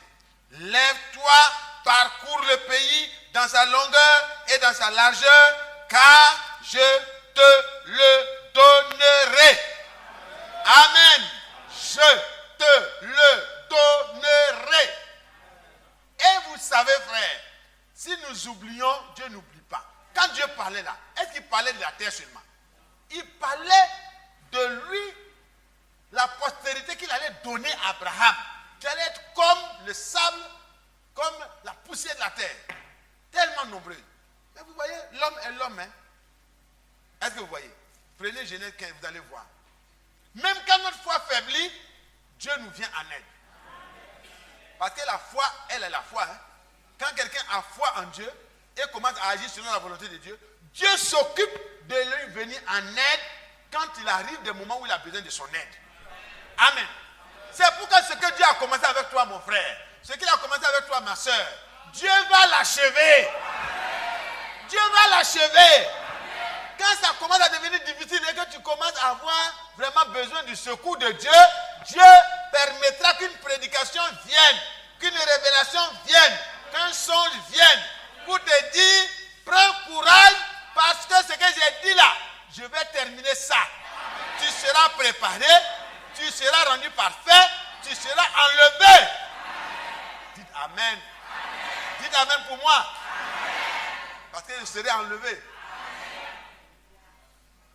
Ça c'est vrai.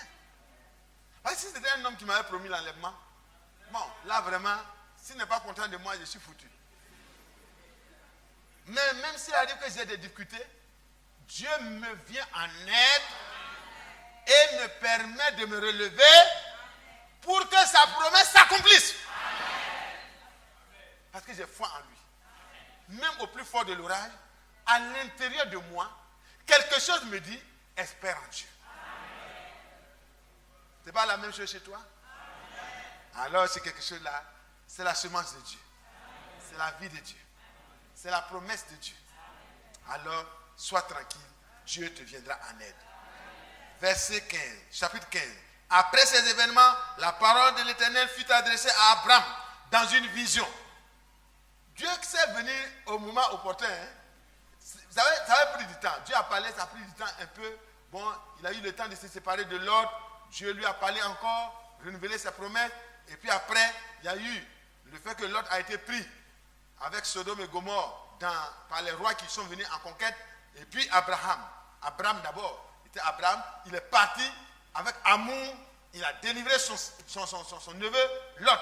Parce que l'amour de Dieu, quand Dieu vous appelle, quand vous appartenez à Dieu, vous n'avez pas de rancune, vous n'avez pas de rancœur. Est-ce que vous voyez, frère? Regardez dans votre cœur. Si vous avez répondu comme Abraham notre père, à l'appel de Dieu un jour, si Dieu vous a appelé un jour, si Dieu vous a mis à part un jour, dans votre famille, dans votre pays, vous avez été choisi par Dieu et mis à part comme Abraham. Mes frères et mes sœurs, il n'y aura pas de rancœur en vous. Vous n'aurez pas de rancœur. Même quand quelqu'un vous fera du mal, en vous, il n'y aura pas de mal à répondre, mais il n'y a que du bien. Mais est-ce qu'Abraham était obligé d'aller secourir un neveu qui n'est vraiment pas gentil comme ça? Il lui laisse le choix. Il dit choisis où tu veux. Parce qu'il y a des palabres entre nos parents, entre nos serviteurs. Vraiment, c'est pas bon. Entre les frères, les palabres, c'est pas bon. Si vous êtes en affaire avec un frère et que ça commence à devenir des palabres, dites frère, si tu ne veux pas me donner les actions que j'avais données, il faut prendre toute l'entreprise. Qu'il n'y ait pas de palabres entre nous. Dites Amen. Oui, oui. Laissez-le. Si c'est Dieu qui vous a donné de commencer, Dieu vous donnera. C'est pas vrai? Dieu vous donnera. Parce que Dieu connaît les cœurs. Dieu connaît les cœurs. Là, quand ils sont allés, choisis. Il dit, bon, tonton, il faut choisir toi-même. Non, choisis. Bon, il dit, bon, donc on va aller ici. Il a choisi la plaine complètement arrosée, convoitise. Il a choisi la plaine. Et puis il a commencé à prospérer là-bas. Il a laissé Abraham les montagnes, les collines et tout ça. C'est bien. Ce que Dieu vous donne là, prenez. Dieu peut bénir le désert et le faire refleurir. Pourvu que dans votre désert, vous ayez Dieu. Dans votre désert, si Dieu est avec vous, vous serez bénis. Vous serez l'objet même de la convoitise de ceux qui sont partis dans la savane. Dans la plaine pleinement arrosée. Et voilà, bientôt, la guerre arrive. Le monsieur était devenu important dans la ville. Il avait eu vraiment beaucoup de choses. Et puis, les gens sont venus, ils ont emporté tout. Et puis, on le voit derrière. Il est en train de marcher derrière les conquérants vainqueurs. Lot. Lot qui a connu le Dieu d'Abraham. Certainement, il se repentait. Vous savez que quelqu'un, même quand il est rétrograde, quand ça chauffe là, il se rappelle de Dieu. Le cri de son cœur est monté certainement. Et Dieu a permis à Abraham d'entendre la mauvaise nouvelle. Pour Abraham, ce n'était pas une bonne nouvelle. Mais si c'est nous aujourd'hui, bon, mais pas vous quoi. Mais les chrétiens qui ne sont pas bien là, quand ils vont entendre ça là, voilà. Ça, moi je savais que ça allait lui arriver. Moi on ne me fait pas ça. Moi on ne me fait pas ça. Quand tu me fais ça là, je laisse à Dieu. Non frère. Si tu laisses quelqu'un à Dieu, c'est pas bon, pardon. Il faut demander la grâce pour lui. Il faut le secourir. Et Abraham a armé sa petite famille, ses petits serviteurs. Ils étaient peut-être 400 ou combien. Et puis, il est parti. Comment tu peux aller avec 400 présidents? Comment avec 400 personnes tu vas aller pour conquérir des rois qui ont vaincu plusieurs rois réunis? Ce n'était pas possible. C'était un peu de la folie. Mais vous savez, Dieu sauve par la folie. Parce que ce qui vous a sauvé là, c'est une folie aux yeux des autres. Mais comment des intéressés comme ça vont venir s'asseoir? Amen. Alléluia.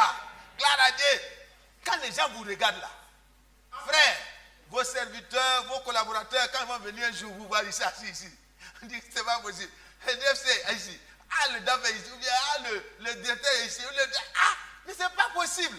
Lui aussi il vient ici. C'est pas possible. Saint-Paul est là. Cathédrale Saint-Paul est là. Même s'il ne veut pas, l'église universelle du royaume de Dieu, c'est tellement grand. C'est climatisé, la salle est climatisée. Et puis là-bas, au moins, les bénédictions sont vendues. C'est vendu. Il vient ici, il s'assoit ici, personne ne lui demande de l'argent pour les bénédictions. Comment il va être béni? Il est déjà béni. Il est béni avec Abraham le croyant. Il est béni. Il est béni. Elle est bénie. Et c'est pour ça qu'elle vient au milieu des bénis. On n'achète pas de bénédiction dans la maison de Dieu. On vient parce qu'on est béni avec Abraham le croyant. Mensonge sur mensonge. Mais la vérité de Dieu triomphera toujours. Au milieu des ténèbres, Dieu fait lui la lumière de la vérité. Alléluia. Alléluia. Comme une louange qui est donnée par Dieu à notre foi. Lisons rapidement dans 2 Pierre, au chapitre 1, le verset 19. Alléluia. Je suis tellement requinqué quand je lis ces choses-là. 2 Pierre, chapitre 1, verset 19. Et nous tenons pour d'autant plus certaine la parole prophétique à laquelle vous faites bien de prêter attention, comme à une lampe qui brille dans un lieu obscur, jusqu'à ce que le jour vienne apparaître et que l'étoile du matin se lève dans vos cœurs. Alléluia.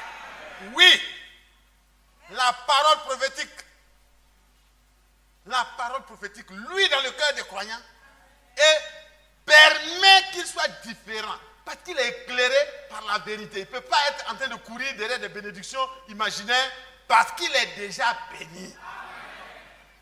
Mais en dehors de la parole prophétique, frère, tout le reste est devenu obscur. Toutes les religions ont accroché la lampe. La vérité ne se trouve pas dans une religion. La vérité se trouve dans la révélation de Dieu. La parole de Dieu est révélée.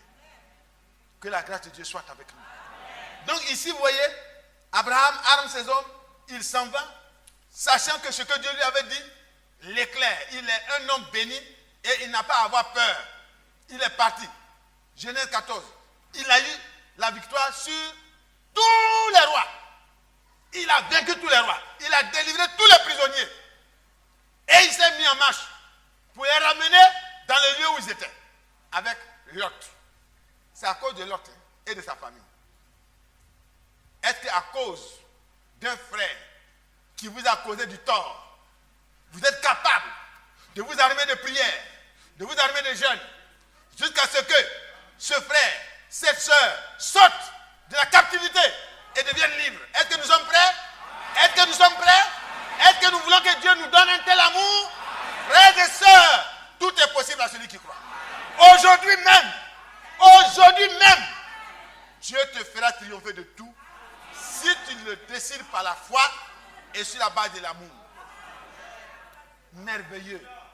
Et c'est après ces événements que Dieu vient maintenant pour apparaître à Abraham.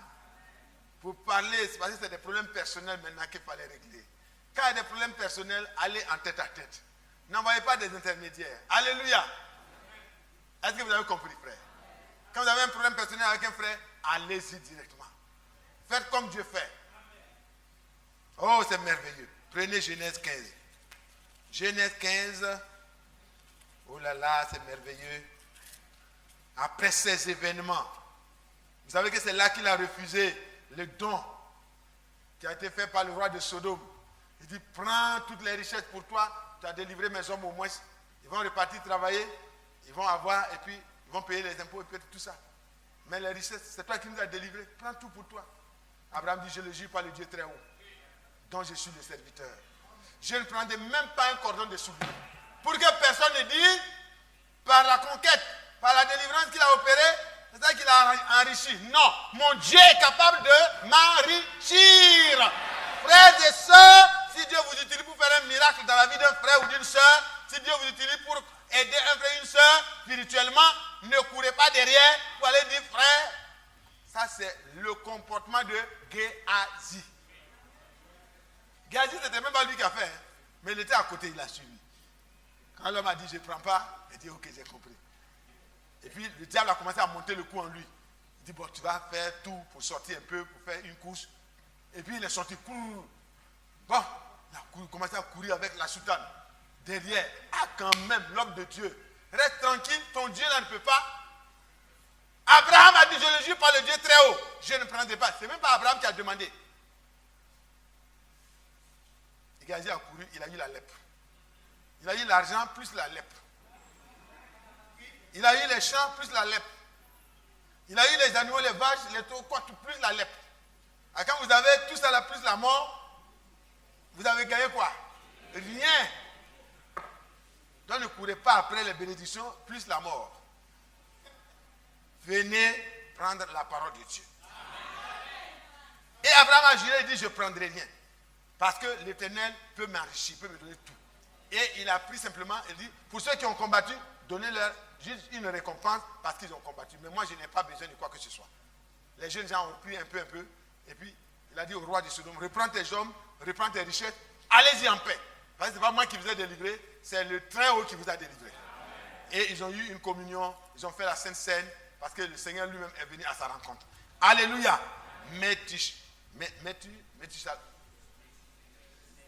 Melchisedec. Voilà. Melchisedec. Et ici donc, après ces événements, la parole de l'Éternel fut adressée à Abraham, dans une vision. Dieu vient dans une vision directement et dit, Abraham, ne crains point, je suis ton bouclier. Il venait de dire, le Très-Haut, je le jure par lui, je ne chercherai pas à avoir quelque chose pour m'enrichir. Et Dieu vient pour confirmer ce qu'il venait de dire. Il dit, ne crains point, moi-même, je suis ton bouclier. Quand tu es parti, tu as combattu, tu n'as pas été vaincu là. C'est moi qui étais au devant. Je suis ton bouclier. Tu as eu confiance en moi. Ta foi là fait que moi je deviens ton bouclier. Amen. Et chaque fois, frère, que vous serez confronté à une difficulté, si vous pouvez vous souvenir de la promesse de Dieu et que vous pouvez faire confiance en Dieu, vous aurez le Seigneur, le Dieu d'Abraham, pour bouclier. Frère Isaac, tu m'as rendu le témoin. Il m'a rendu le témoin de plusieurs fois où il a été en danger de mort pour avoir pris position pour la vérité et la parole dans son travail. Mais à chaque fois, Dieu l'a défendu et Dieu l'a protégé. Et chaque frère peut dire la même chose. Chaque frère. Même pour les gens que vous aimez, si vous prenez une position pour les protéger, Dieu les protège. C'est pourquoi le chrétien est important dans sa famille. Le chrétien ne doit pas avoir des histoires avec quelqu'un dans sa famille. Le chrétien doit être quelqu'un qui encaisse. Même si les gens ne vous comprennent pas encore, et puis ils vous font comme si vous êtes des malfaiteurs, faites-leur du bien. Pensez du bien d'eux. Souhaitez-leur bien. Priez pour leur bien. Demandez la grâce de Dieu pour eux. Au jour où Dieu va les visiter, ils se souviendront que Dieu avait placé un ange. Un ange de miséricorde dans leur famille. Mais pour le moment, ils ne comprennent pas, comme nous aussi autrefois on ne comprenait pas. Nous étions de leur nombre. N'oublions pas cela. Que la grâce du Seigneur nous soit multipliée. Alors Dieu répond, je suis ton bouclier et ta récompense sera très grande. Parce que tu n'as pas cédé à la tentation de la richesse. Tu as glorifié mon nom. Tu as dit que tu es le serviteur du Dieu très haut et que tu ne vas pas t'abaisser en bas pour ramasser les choses. Oh là là, vous voyez comment il s'est merveilleux? Il dit, moi je suis serviteur du Dieu très haut. Je ne vais pas m'abaisser pour ramasser les choses. Non. J'ai combattu pour sauver mon neveu. Et au travers de mon neveu, tu as été sauvé avec ton peuple. Donc, il n'y a pas vraiment de prélèvement de dîmes, ni de prélèvement d'offrandes volontaires. Amen. Que Dieu soit loué. Même les dons volontaires, il a refusé. Amen. Ça, c'était un don volontaire. Il a refusé. Faites attention aux dons. Hein. Si ce n'est pas dans l'esprit de Dieu que le don vient, refusez. C'est un piège. Abraham répondit. Ça, il y avait quelque chose qui était déjà dans son cœur. Vous savez, quand vous avez quelque chose à cœur, quand vous avez l'occasion d'être avec la personne que vous aimez, vous faites sortir en même temps. Il a répondu en même temps. Je m'en vais. Éternel, que me donneras-tu? Je m'en vais sans enfant. Et l'héritier de ma maison, c'est Eliezer de Damas. Et Abraham dit, voici, tu ne m'as pas donné de postérité. Et celui qui est né dans ma maison sera mon héritier. Mais rappelez-vous, frère, lors de l'appel, dans Genèse 12, Dieu n'a pas parlé des bénédictions seulement.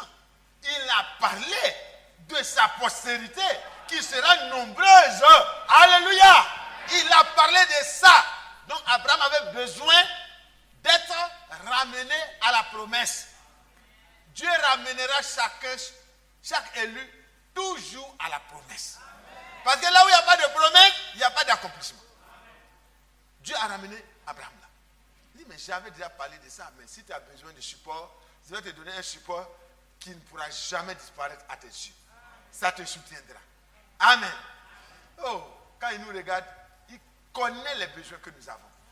Alors voilà ce que Dieu va lui dire. Alors la parole de l'Éternel lui fut adressée ainsi. Ce n'est pas lui qui sera ton héritier, mais c'est celui qui sortira de tes entrailles qui sera ton héritier. Après l'avoir conduit dehors, il dit, regarde vers le ciel et compte les étoiles, si tu peux les compter. Et il lui dit, telle sera ta postérité.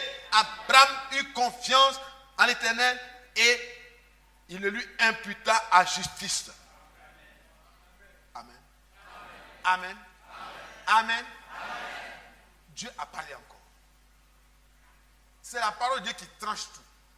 Si vous pouvez croire la parole de Dieu, elle s'accomplira certainement. Parce qu'il dit, ma parole ne sera point révoquée. Elle s'accomplira toujours. Et Dieu venait de parler. Et maintenant, Dieu va faire une alliance avec Abraham. Et puis, il va lui faire des promesses bien précises. Mais nous reviendrons à l'accomplissement de ce qu'il vient de dire ici à Abraham. Abraham. Dans Genèse, au chapitre 15, à partir du verset 13, voici ce qu'il dit.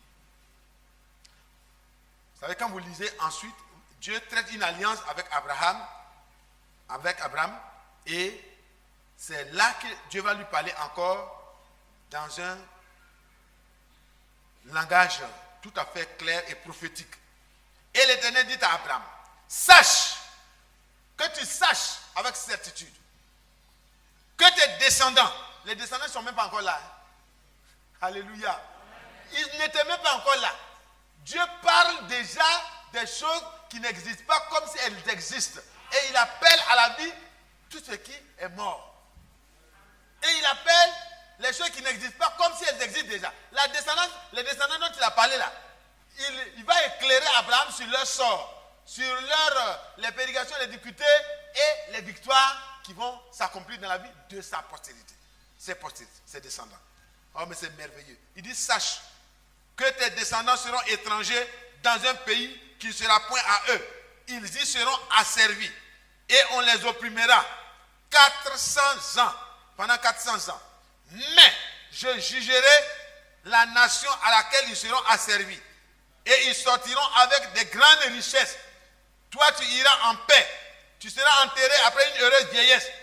À la 4e génération, ils reviendront ici. Amen. Non, mais il faut être Dieu. Il faut être Dieu pour parler comme ça. Le monsieur, il est arrêté, il n'y a pas d'enfant, il n'y a personne à côté de lui.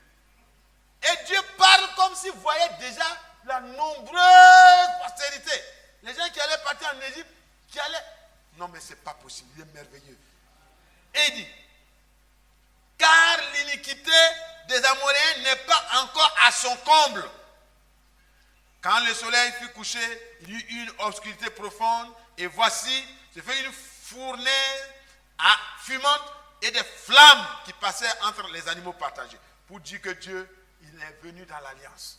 Amen. C'était comme ça que ça se faisait en Orient. Et ça veut dire que si quelqu'un violait l'alliance parmi nous deux, qu'il soit traité de cette manière-là. Et en ce jour-là, l'Éternel fit alliance avec Abraham et dit, je donne ce pays à ta postérité depuis le fleuve d'Égypte jusqu'au grand fleuve, au fleuve d'Euphrate.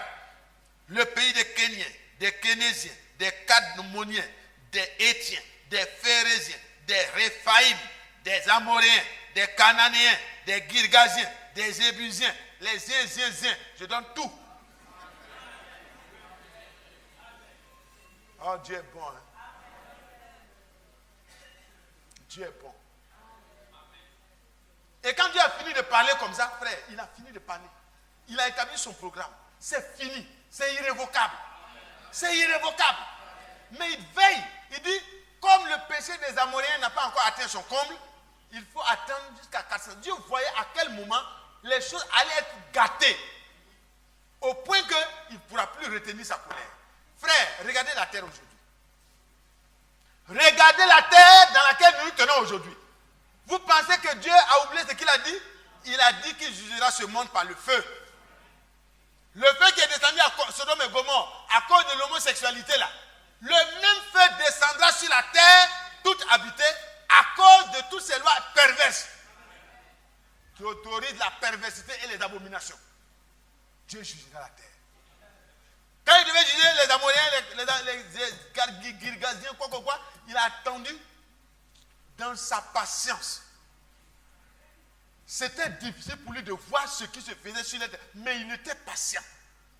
Parce qu'il y avait des gens à sauver. Et Dieu est patient aujourd'hui parce que toi et moi, nous ne sommes pas parvenus encore à la position qu'il veut nous voir occuper. Frères et sœurs, nous sommes encore attachés aux choses bizarres de la terre. C'est pour cela que Dieu parle pour nous détacher de toutes ces choses et amener notre obéissance au comble. Quand notre obéissance atteindra son niveau normal, Dieu punira tout ce qui reste. Parce que Dieu prendra son épouse avec lui. Mes frères et mes sœurs, Dieu a veillé sur ce qu'il a dit à Abraham. Dieu a veillé sur ça. Vous allez voir, dans Genèse 17, Dieu revient à la charge. Il dit au verset 19, certainement, Sarah, ta femme, t'enfantera un fils, et tu l'appelleras du nom d'Isaac. J'établirai mon alliance avec lui comme une alliance perpétuelle pour sa postérité après lui. Vous savez qu'il venait de faire une alliance avec Abraham.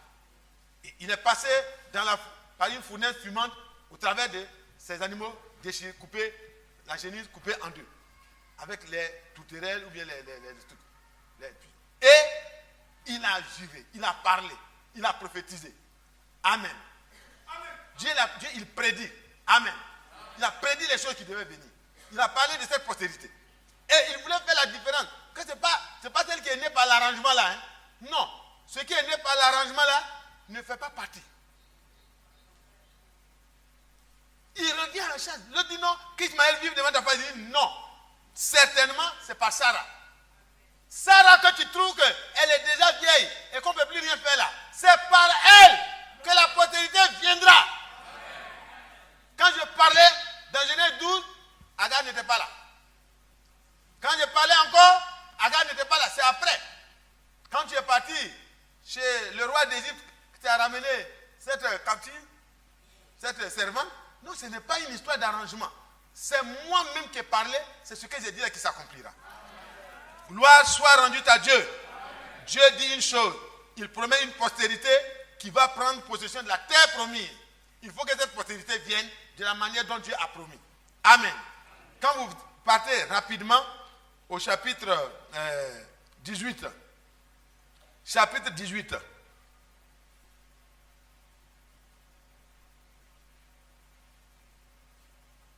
Au verset 10. L'un d'entre eux dit, verset 9 d'abord. Alors il lui dit, où est Sarah ta femme? Il répondit, elle est là, dans la tente. L'un d'entre eux dit, vous savez, quand il s'agit d'accomplir les promesses de Dieu, Dieu lui-même entre en scène. Il dit, je reviendrai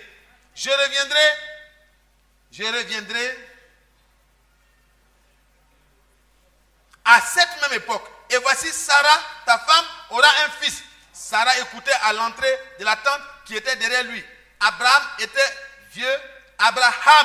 et Sarah étaient vieux, avancés en âge. Et Sarah ne pouvait plus espérer avoir des enfants. Elle rit en elle-même, disant, maintenant que je suis vieille, aurais-je encore des désirs? Mon Seigneur aussi est vieux. L'Éternel dit à Abraham, pourquoi donc Sarah a-t-elle ri en disant, est-ce que vraiment j'aurai un enfant, moi qui suis vieille? Y a-t-il quelque chose qui soit étonnant de la part de l'Éternel? Au temps fixé, je reviendrai vers toi à cette même époque et Sarah aura un fils. Je reviendrai et Sarah aura un fils. Frère, le Seigneur, s'il a dit une chose, lui-même, il marche avec toi jusqu'à ce que ça se réalise. Même quand tu es faible, il te fortifie. Même quand tu es faible, il te fortifie. Il prend soin de toi parce qu'il sait que tu n'es qu'un vase de terre. Mais il a voulu que la promesse, qui est le plus grand trésor, réside en toi. À cause de la promesse que tu as acceptée, Dieu lui-même veillera sur tes promesses pour qu'elles s'accomplissent. C'est pas ce que Jérémie a dit. Dieu a dit, je veille sur ma parole. La vieillesse n'avait pas de problème aux yeux de Dieu. Dieu n'est pas dans un problème de calcul d'âge. Il n'est pas dans un problème de calcul scientifique. Monopole, ménopause, quoi. Ça, ce n'est pas le problème de Dieu. Il amène à l'existence ce qui n'existe pas. C'est pourquoi dans Hébreu, au chapitre 11, voyez, il nous explique comment les choses se sont passées. Hébreu 11, rapidement. Voilà. Et nous partons à partir du verset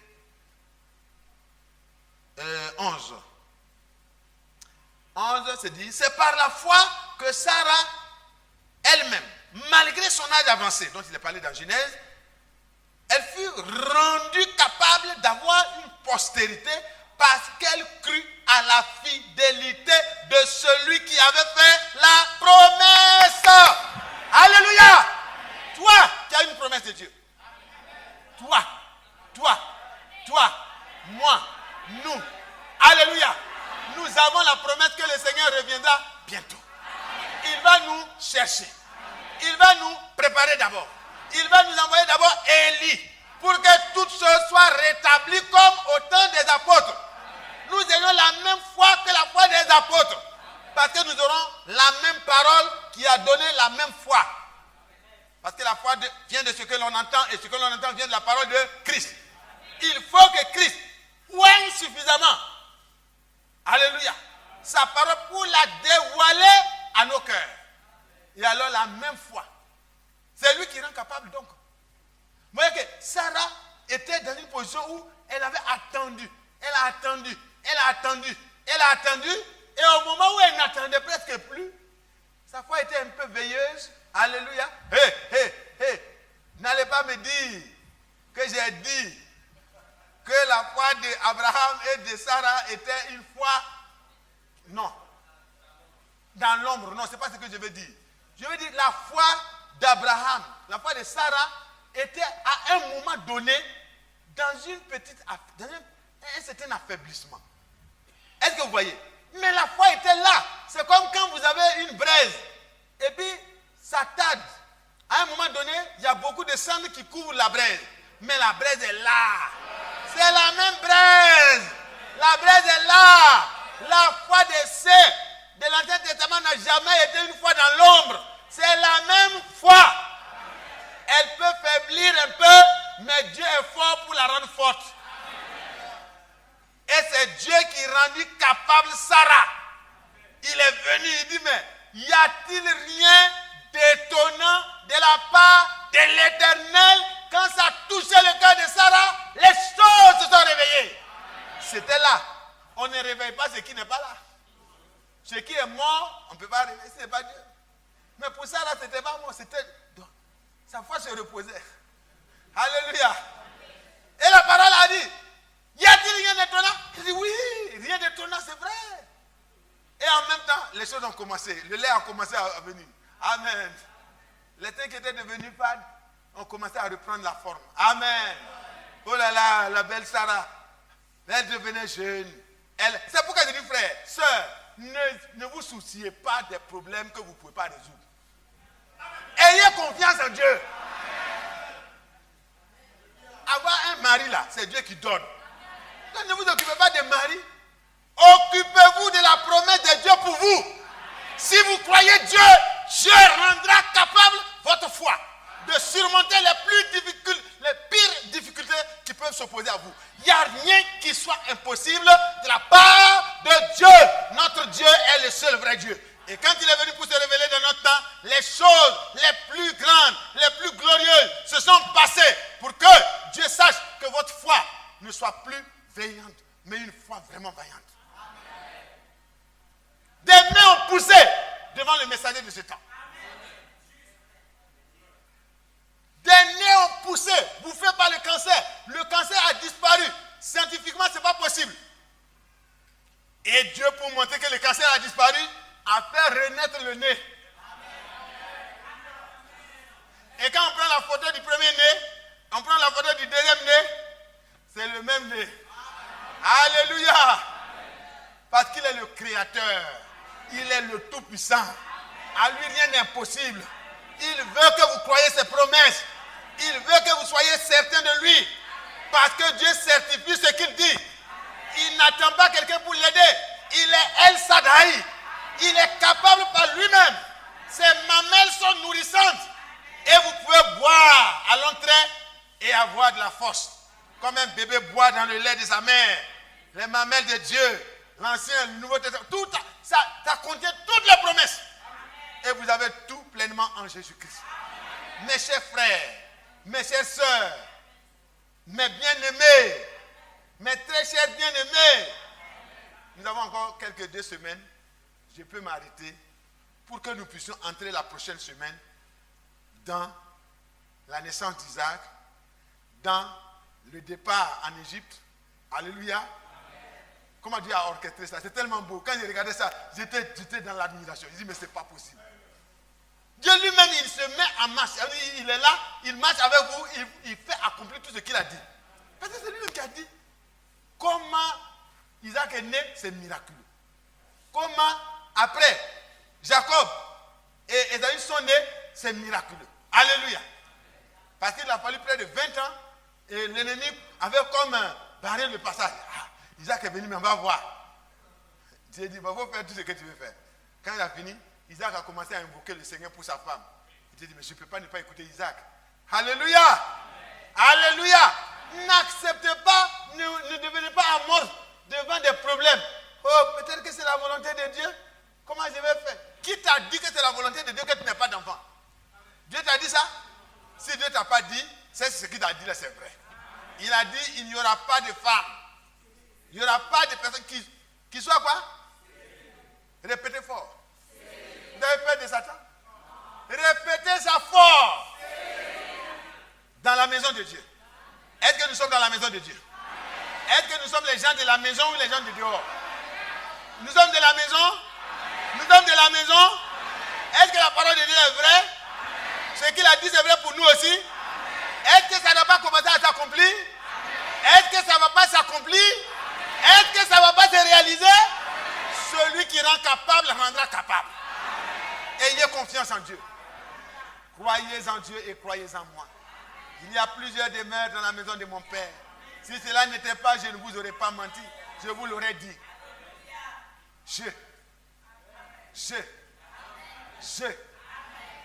Et le Seigneur est merveilleux. C'est lui qui rendit capable.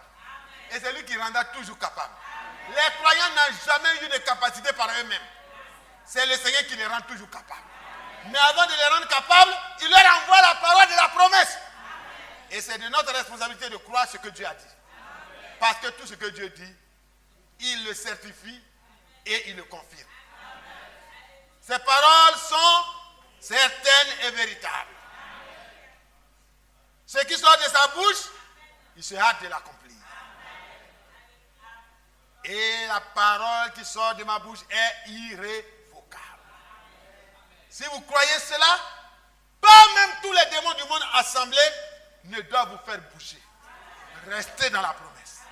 Quand tout bascule sur la terre, restez dans la promesse. Restez dans ce que Dieu vous a dit.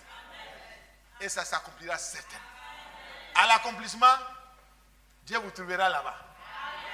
Et alors, nous serons avec lui. C'est tellement beau. Nous reviendrons prochainement pour voir les étapes. Et cela va enrichir notre foi pour que nous comprenions. Et on va entrer maintenant dans notre temps. Dans notre temps. Que Dieu nous bénisse.